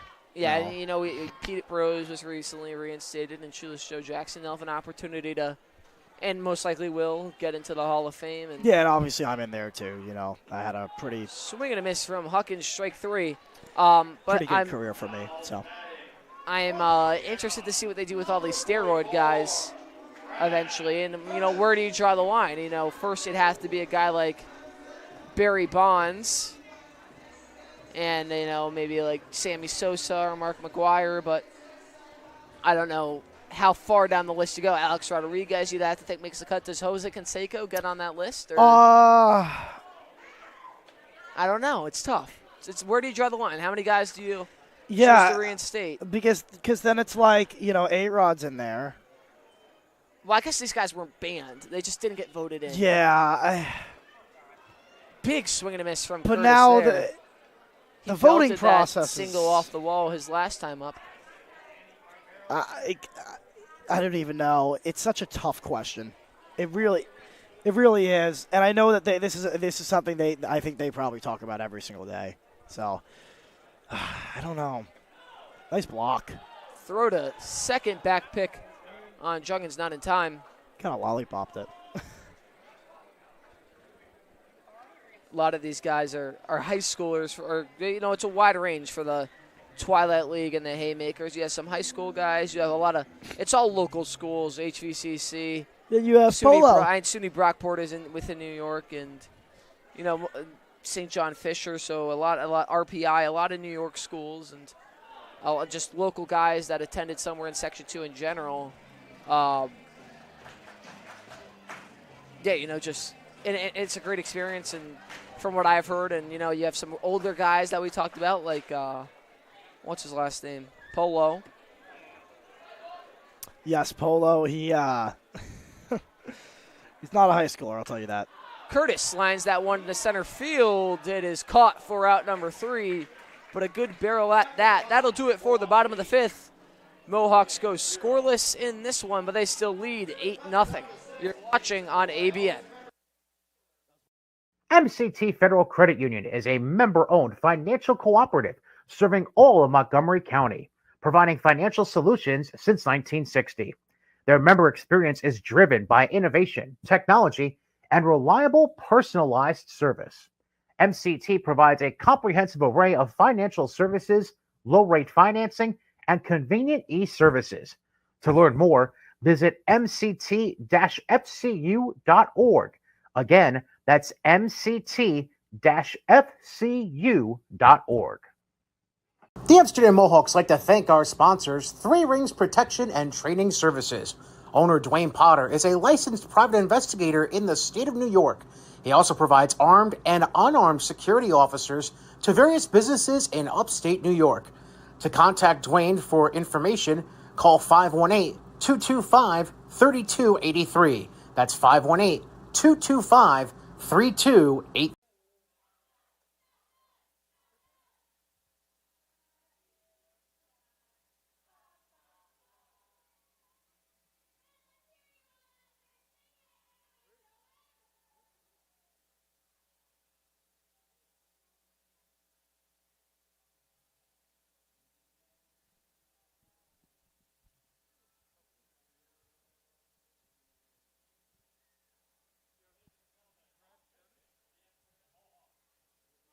Paul. Oh, no, it's Curtis. Are we live? We're about to be. 3, 2, 1, and it is Brad Curtis onto the rubber. We've seen him hitting so far today. He's put some good barrels on the ball, and now it's his time. Take a on the look at mound. his number. 44. That's not his number. Yeah, I know. Some of the numbers That's are off. Duval's. Duval, yeah. That's one of my and it's not a nickname, and that it's his actual What's last his actual name. But when name? they go Duval, that's one of my favorite. I didn't have my glasses on. I saw 44, and I said, oh, okay, I guess we're going to go Duval back-to-back nights. And then I'm like, wait, that can't be him. This is not. Oh, Danny so it's not Polo. Wait. Wait. Maybe his name is Barbero? No. No. Because Manny told us. Manny said he was a pitcher, and he's listed on here as a pitcher. Barbero is only an infielder and an outfielder. Yeah, I think it's that the numbers are messed up. Diogenes Polo was listed as number 16. I can see why he would think it's Dan Senior Barbero because it has the word senior in there, and he does not look like he's in high school. Big swing and a miss there from Polo. And if you're rooting for one guy to get a hit on it's this him. Haymakers team, I love to see him. I want to see him go deep. Oh, I jeez. want to see him go It's a deep. long way to that wall. I think he can. Low 2-2. Oh, yeah, what I wanted to ask you about, I didn't want to tell Matt during the break. I wanted to wait for us to Yeah, come he back didn't want live. to tell me. Did you read the article about Jacob Wilson and how Fortnite has helped his game? What? No. So he's hitting 349 this year, and he was interviewed on what he thinks is what's something underrated about his that's led to his success, and his response was video games. And they kind of Sure. they put a focus on having that quick reaction time, and Like, I guess. Does that mean I'm a good hitter? yeah, I'm good at I MLB mean, The Show. I guess it helps only to an extent, sadly. As Polo will walk. That's hilarious. I can't believe that. Let's see if they get him a pinch runner here. He's gonna. No, let him go. Let Stay him out go. there. Let him go, please. I need to see him run around the bases. This needs to happen. You think he's going to steal a bag? Maybe. Wes cannot try and throw him out. Swing and a miss there on the outside corner. Doesn't seem like he's taking much of a lead, so he might just be staying put and taking this. Imagine Wes throws a back bag. pick at him. Curtis gets ahead 0-1. Top of the zone, strike 2. Great crowd for an exhibition game. Great Yeah, crowd. definitely. And it's a 7-inning game, so we're reaching the end of the game, but a lot of the fans are still here. As it's, Do you think they know it's 7 innings? I don't know. I think so. They mentioned it when they did the stretch early on. And it's only 8:30. Usually the games are ending around 10:30. Yeah. So you'll have some of the fans trickle out. But it's always a great showing through the first 5 to 7 innings or so here at Shuttleworth. And, a bunch of fans do still stay around to watch the end of games as we get some great fan reactions to some of the walk-offs or closes or epic late ninth inning moments we've had so far this season. Absolutely.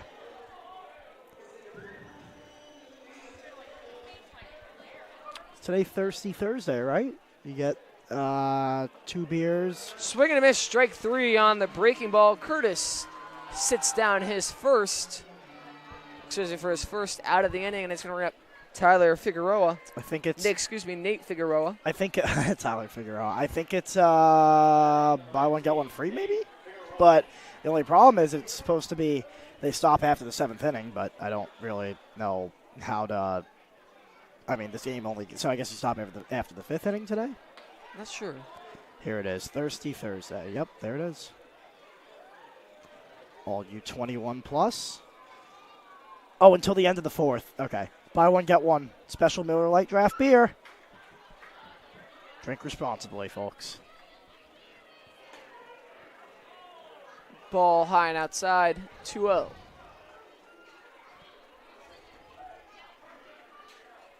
What's your take on the sports-related games online with, like, Immaculate Grid or something like that? I used to do it a lot. Nick likes it. Nick's a big Don't do it Immaculate Grid anymore, guy. but I used to do it a lot. The reason I used to do it is because it'd be a tradition. I'd go into class with my friends in first period. We'd do it.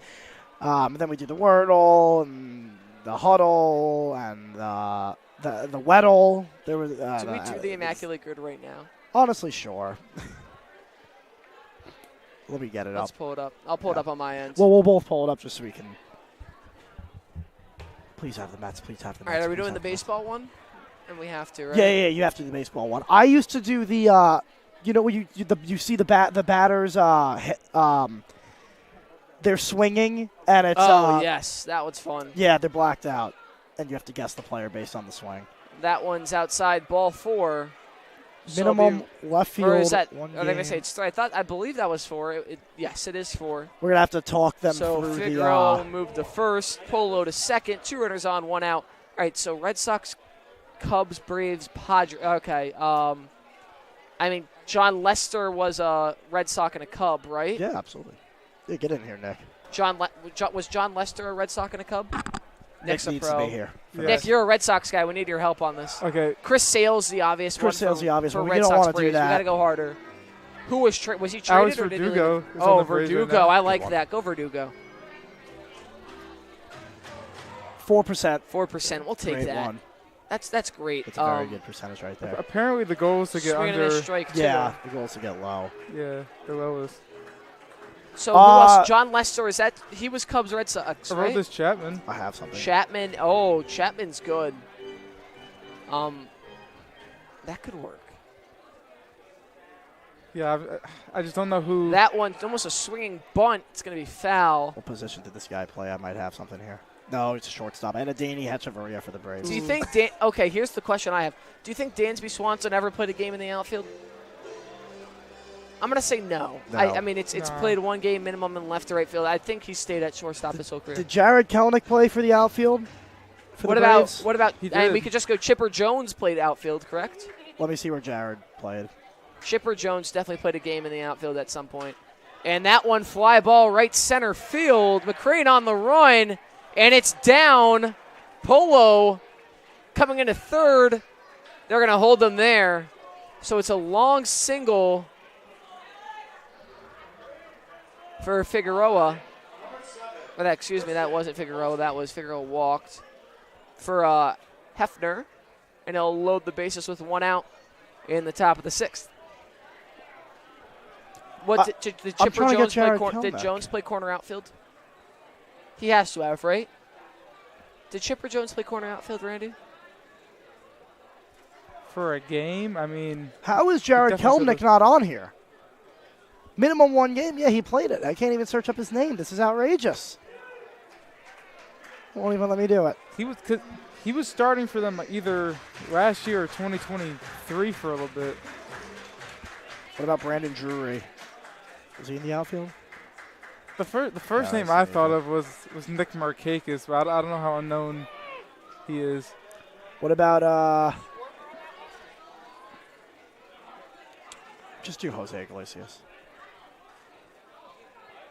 All right, just do Jose Iglesias for left field for the Padres. It's .02. It's 0.2%. I'm going. That one's popped up. Juggins calls everybody off. He'll catch it at infield fly in effect. Okay, Chipper Jones did play left. It's cheating. He's 6%. Jose Iglesias is the left fielder for the Padres. Yes. I think Jose Iglesias could have. I think he was on the Red Sox at one point. Might have been. We already used him. We already used him. Okay, do we go John Lester for Cubs Red Sox? Or yeah, just go Lester. Chapman, what do you think's lower? People know. I think Lester's lower. Go Lester. Yeah, 19%. I think Chapman would have been like 50. Okay. Padres, Red Sox. Ball outside, ball 1. I was thinking Kimbrel, but he's kind of. He's known. Obvious. Bogarts is too obvious. What about Rich Hill? Did he spend any time with the Padres? Yes. He absolutely did. I was going to say, I don't know if Hunter Renfroe was ever I'll take Padre. the bullet on Rich Hill. Like, I'll take the loss of the gas if it's 2%. There you go. Yeah, that's huge. All right, so a right fielder for the Padres. I mean, Tatis is the obvious answer. Or no, you can't do Profar. that. Oh, what about, did Cronenworth play right field? Cronenworth has to put, definitely. Into the Crone zone. I was thinking Will Meyer. Curtis trying to Will work Myers? out of the bases. No, he loaded didn't. Jam. Big swing and a miss on the breaking ball there, 1-2.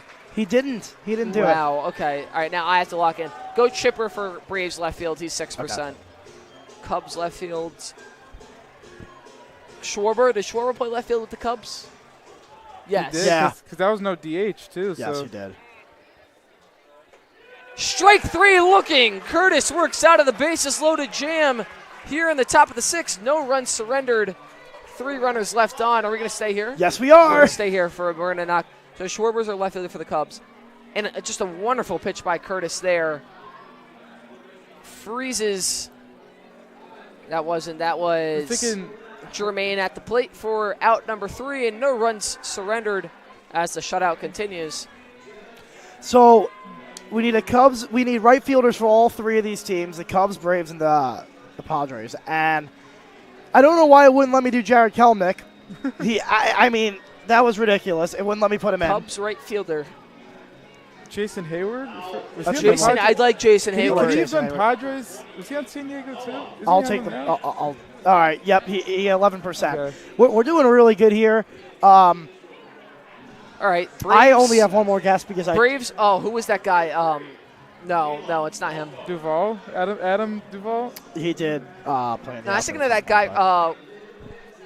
Who went on that tear of a run when the Braves won the World Series? Soler. It was Jorge Soler. Yeah, he Rosario? went nuts. Soler did play right field, but Eddie Rosario. What? Rosario. Yeah. Eddie Rosario. Eddie? He didn't play right field. He was outfield. I don't know. He was an outfielder. Yeah, he just said that. Should we go Eddie Rosario? Yeah, do it. Okay, yeah. So my rarity score is 150. That's because I got the one wrong. So you guys have to get that. That was 0.9%. So you guys have to get the last one. All right. You can't. I'm out of guesses. Padres right fielder. So what are we at? Because we guessed a player and it was wrong. 18, 24.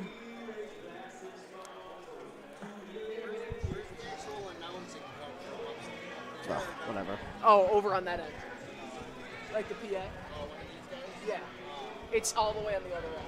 His name's Brady. So just had a quick question about who the PA was. Oh, he's doing another one. No, I don't want the Yankees. I want the Mets. I want a Mets one. Padres right fielder. I was thinking, I don't know how known Will Myers is. He's not that well known. I would do him. I would do Will Myers. I'm at 49. If I get under 0.8, I finish with a 50. That's not bad. I don't know. No, that's not bad at all. I need a shot in the dark. Do Will Myers. You think Will Myers?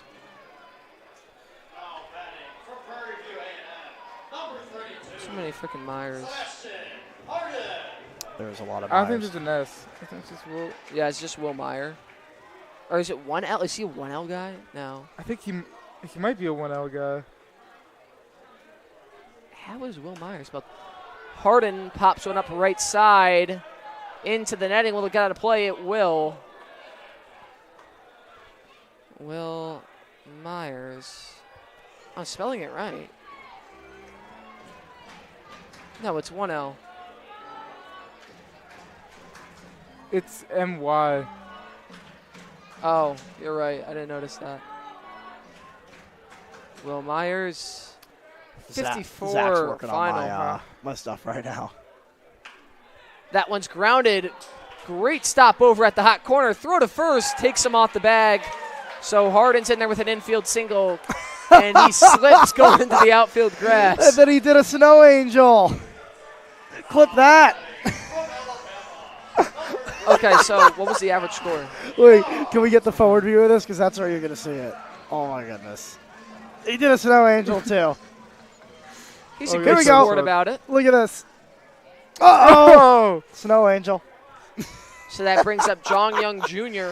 That's a base hit, by the way. He beat that out who by in a that mile. last home run uncorked one over the right field wall. Excuse me. In his last at bat, uncorked one over the right field wall. They are never going to forget that, by the way.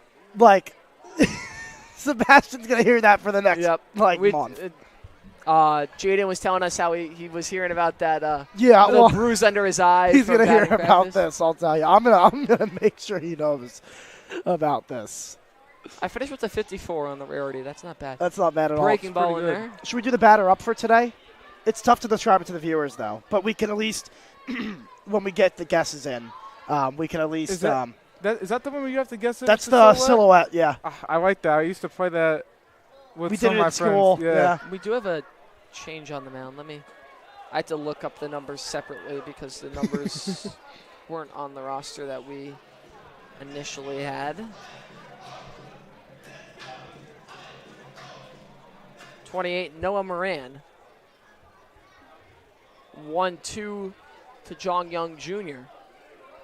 How are we looking over here, Zach? That pitch makes its way to the backstop, and Harden will advance 90 feet to second.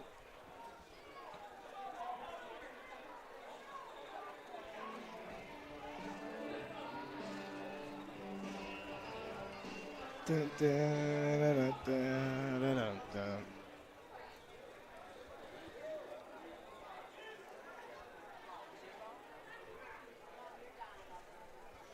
Zach's still working on That's my, low ball on that 3, flop. 3-2.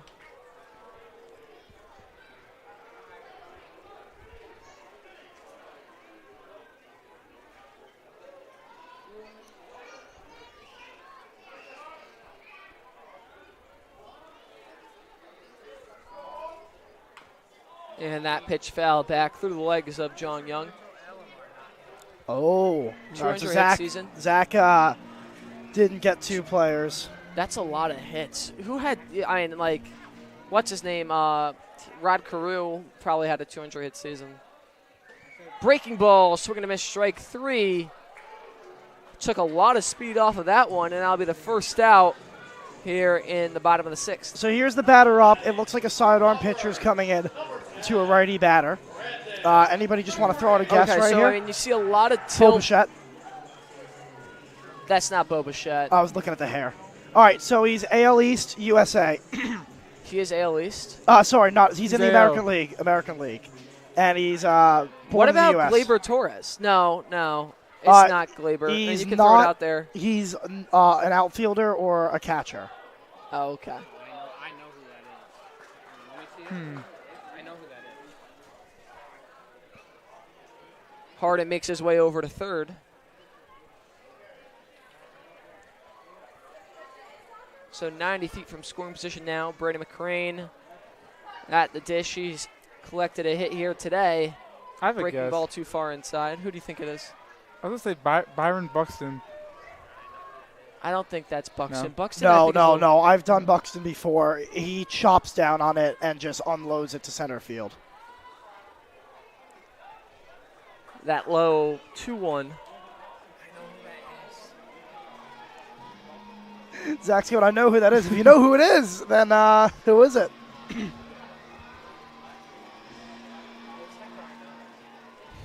It looks like Darnell. Try it.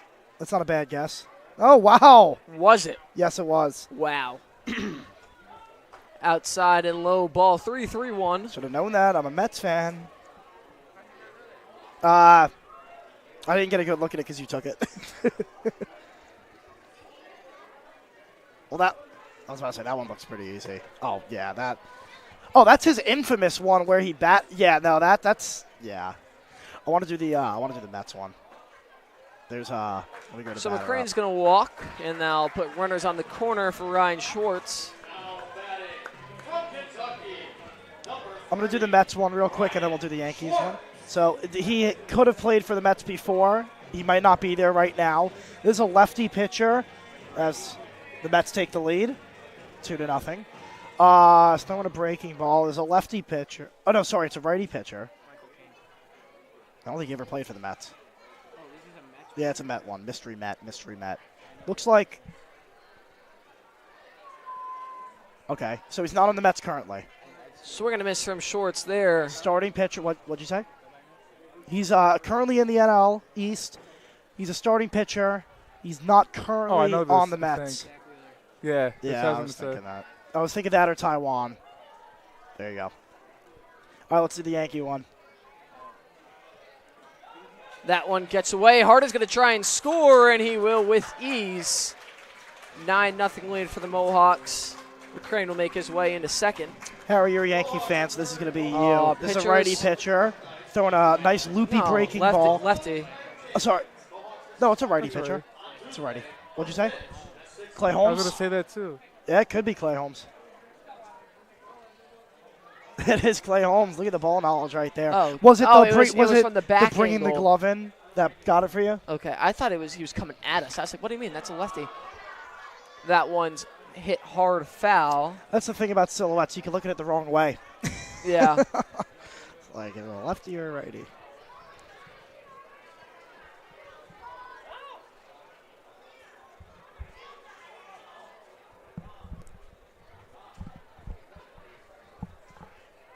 School's out. Oh, geez, that one hits him on the inside. I was just about to say school's out for summer, so we have a lot more kids at the park today celebrating their summer vacation. We already have the clip of Sebastian falling, by the way. It has already been clipped out.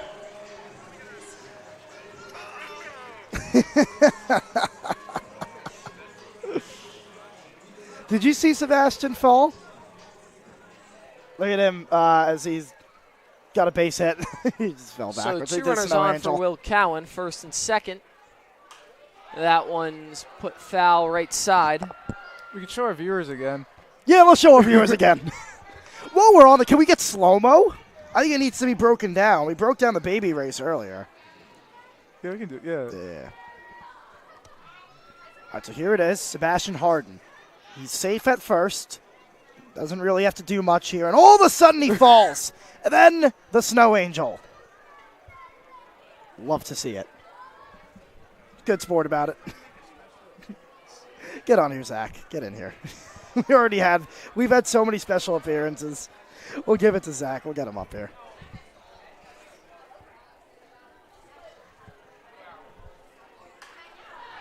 And that one, deep fly ball, center field. Caught for out number 2. McCrane's going to try and tag. He'll put on the brakes and retreat back to second. We have another intern. It's Zach. What's up, Zach? What's going on, guys? How are we? Good. So we'll treat you like a player here. You recently fixed a smoke machine here at Ralph Family Stadium. What was your thoughts going through that? Honestly, I didn't have really much thought of it. I didn't really know what it was. Thank God for ChatGPT. Told me what to do. Give us a day in the life of a game ops intern. Day in the life of me? Yeah. Game operations. Game operations. What time do you get here? What are you doing? Well, it depends on what the game is. Normally, like today, we regular got game. Regular game. We get here around 3:30, 3 o'clock sometimes. Get everything ready. I'm in charge of the scoreboard. We got to get the fog machine, the arch for the warm-ups or for the players to come in. Just got to make sure everything's clean and all that. Make sure everything's out. I think it's great, though. I think what you guys do up here is awesome. I think you guys do a great job up here. Appreciate it. Thank you. I mean, you guys are the heart and soul of all these fans coming in here and all the gimmicks and all the fun stuff. And without you guys doing the dirty work, none of this would be possible. What's your favorite on-field activity? That's tough. I mean, low-key, I think of this as like the Savannah Bananas down in Amsterdam, kind of. It really With is. the T-shirts tossed and everything, I think it's cool. I think it's a good experience for the fans.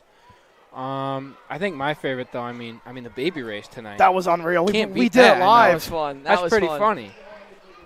I'd say my favorite is probably the T-shirt or the ball toss. The Thunder Six is a good one, too, but I think just doing stuff that gets the kids involved and want them to come back, I think it's just a great opportunity for what these guys do. And then they're seeing great baseball, too. Absolutely. So we noticed some interns struggle with getting the T-shirt over the net. Yes, we have seen that. What's your key to, not messing up on that? I'll say this. It is hard. I've had a few, and not even not going over the net. Mine go on the roof, which is not good. But. And that one's ripped into right field. Wes Walker collects his first base hit of the night, and the 10th of the night for the Mohawks, as that'll load the bases with 2 outs for Alex Juggins. There's been a Wes Walker fan club the last 3 games, and I vividly heard them scream, "Yeah, Wes!"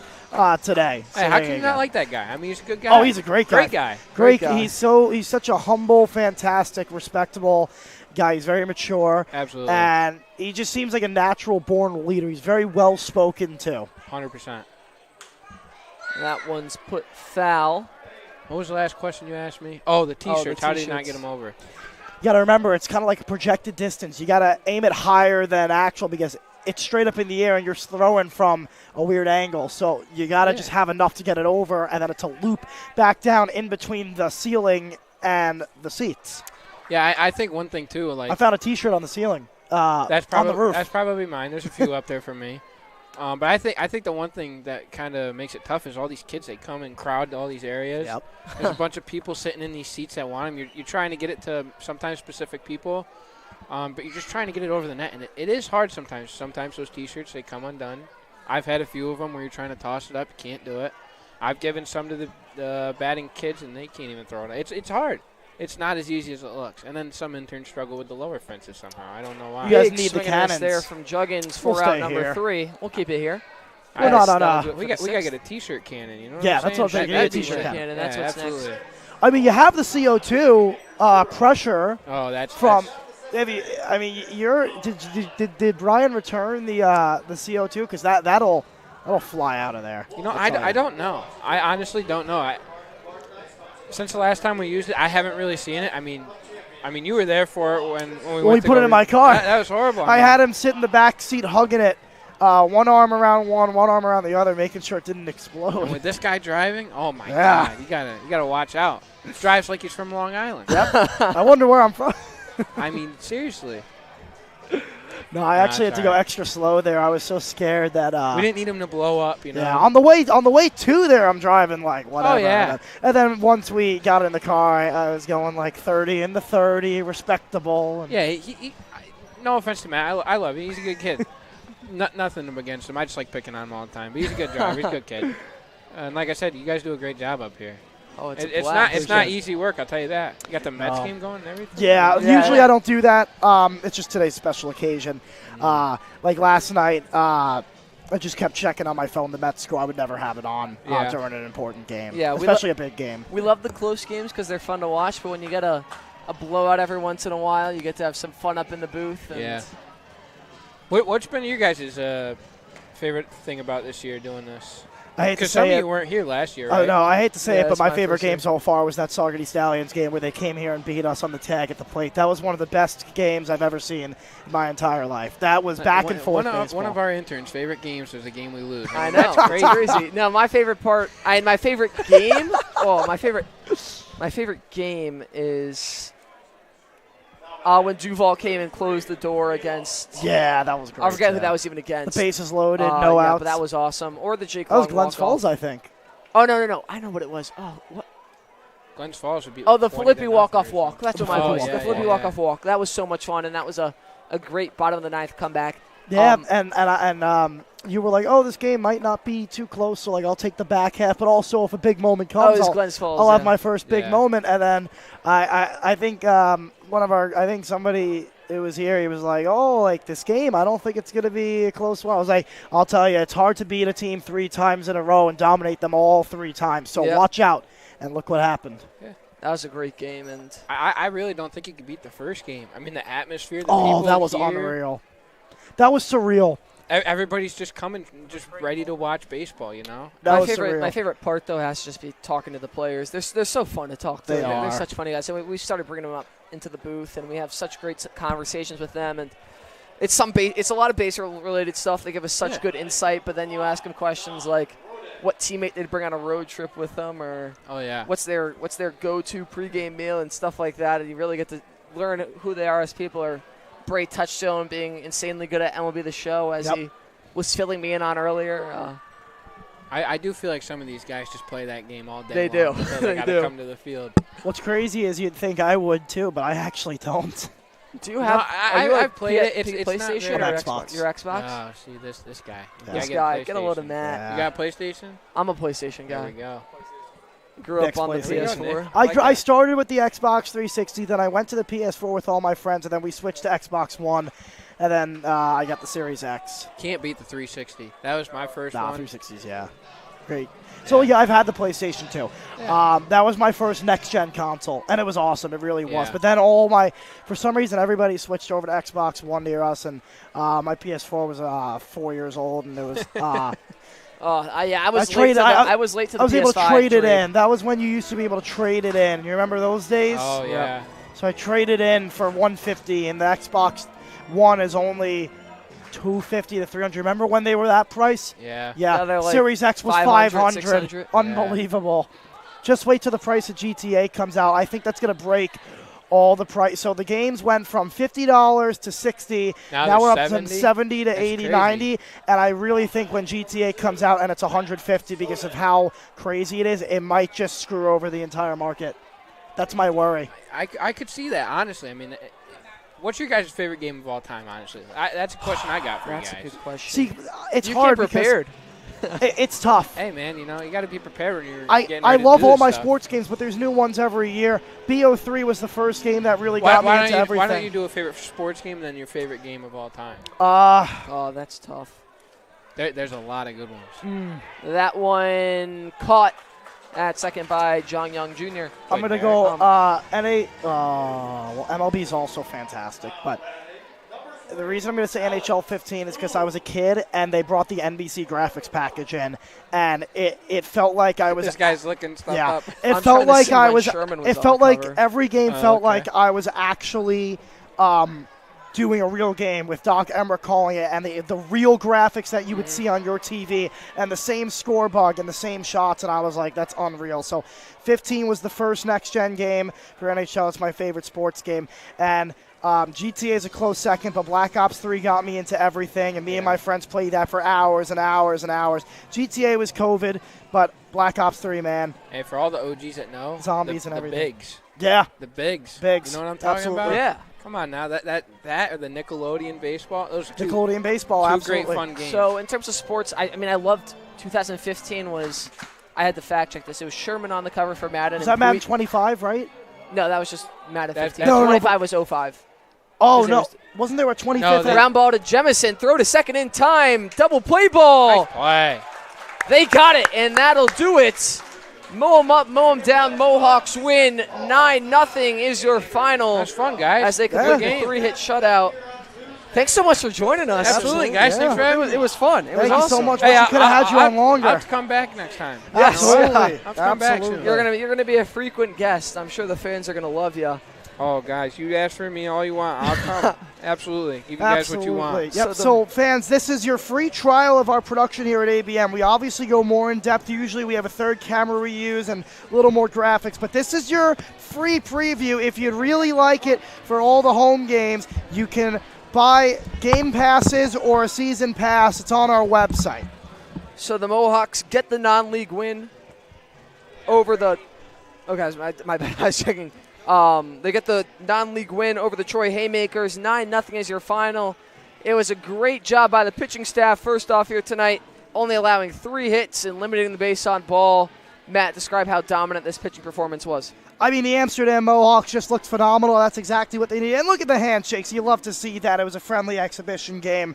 And, you don't usually see that a lot in baseball. But I'll tell you, I mean, the Amsterdam Mohawks just played a fantastic baseball game. They took care of business the way they should. It would have been a little embarrassing if they came in here and they didn't perform. But I'll tell you what, they came in here and they performed to the best of their abilities. They put a crooked number up on the scoreboard. And if they didn't do that, it would have been a lot of problems. So that's a big sigh of relief for the Amsterdam Mohawks. You don't think too much of a game like this, but if Troy was able to come in here and make it somehow a close game, it would have been a bit embarrassing. So good on the Mohawks for taking care of business. And they were able to get 8 runs across to How the you doing, first Brady? 4 Good job, my friend. offensively. How you doing? Great job to Headline- Brady. He was PA announcing today. Good job, Brady. Taking over Brian Katie's spot. We said that it's fitting because Brian Katie's name is Brian Katie, and you smash it together and you get Brady. So there you go.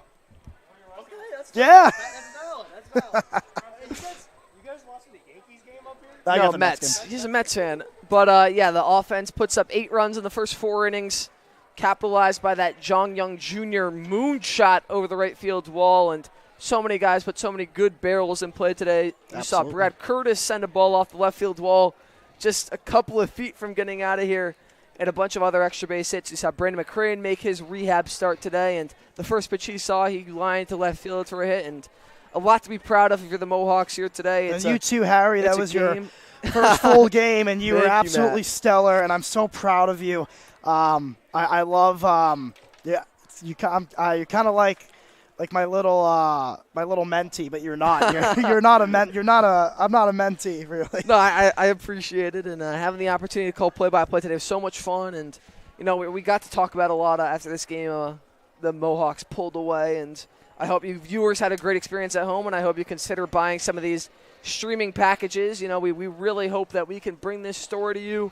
For those of you that can't make it to games or are trying to have a night in and watch the game, we really hope that we can guide you through this season. And the Mohawks, they win here tonight, and they come off the win against Saugerties last night. So starting to move in the right direction. They're at Oneonta tomorrow. We will not have a broadcast for that. You'll have to figure that out on the Oneonta stream side of things. Saturday will be Mohawk Valley, which will just be Matt. Yay! You guys have to deal with me for possibly 4 hours. Hopefully not another 4-hour game, but Good luck, guys. That'll do it. Mohawks win this one. Your final: Amsterdam 9, Troy 0. Mow 'em up, mow 'em down. Mow 'em up, mow 'em down. Thank you so much for joining us at home. From the booth, I'm Harry Tidgewell, Matt Becker, and our amazing producer, Nick Phillips, signing off from ABN.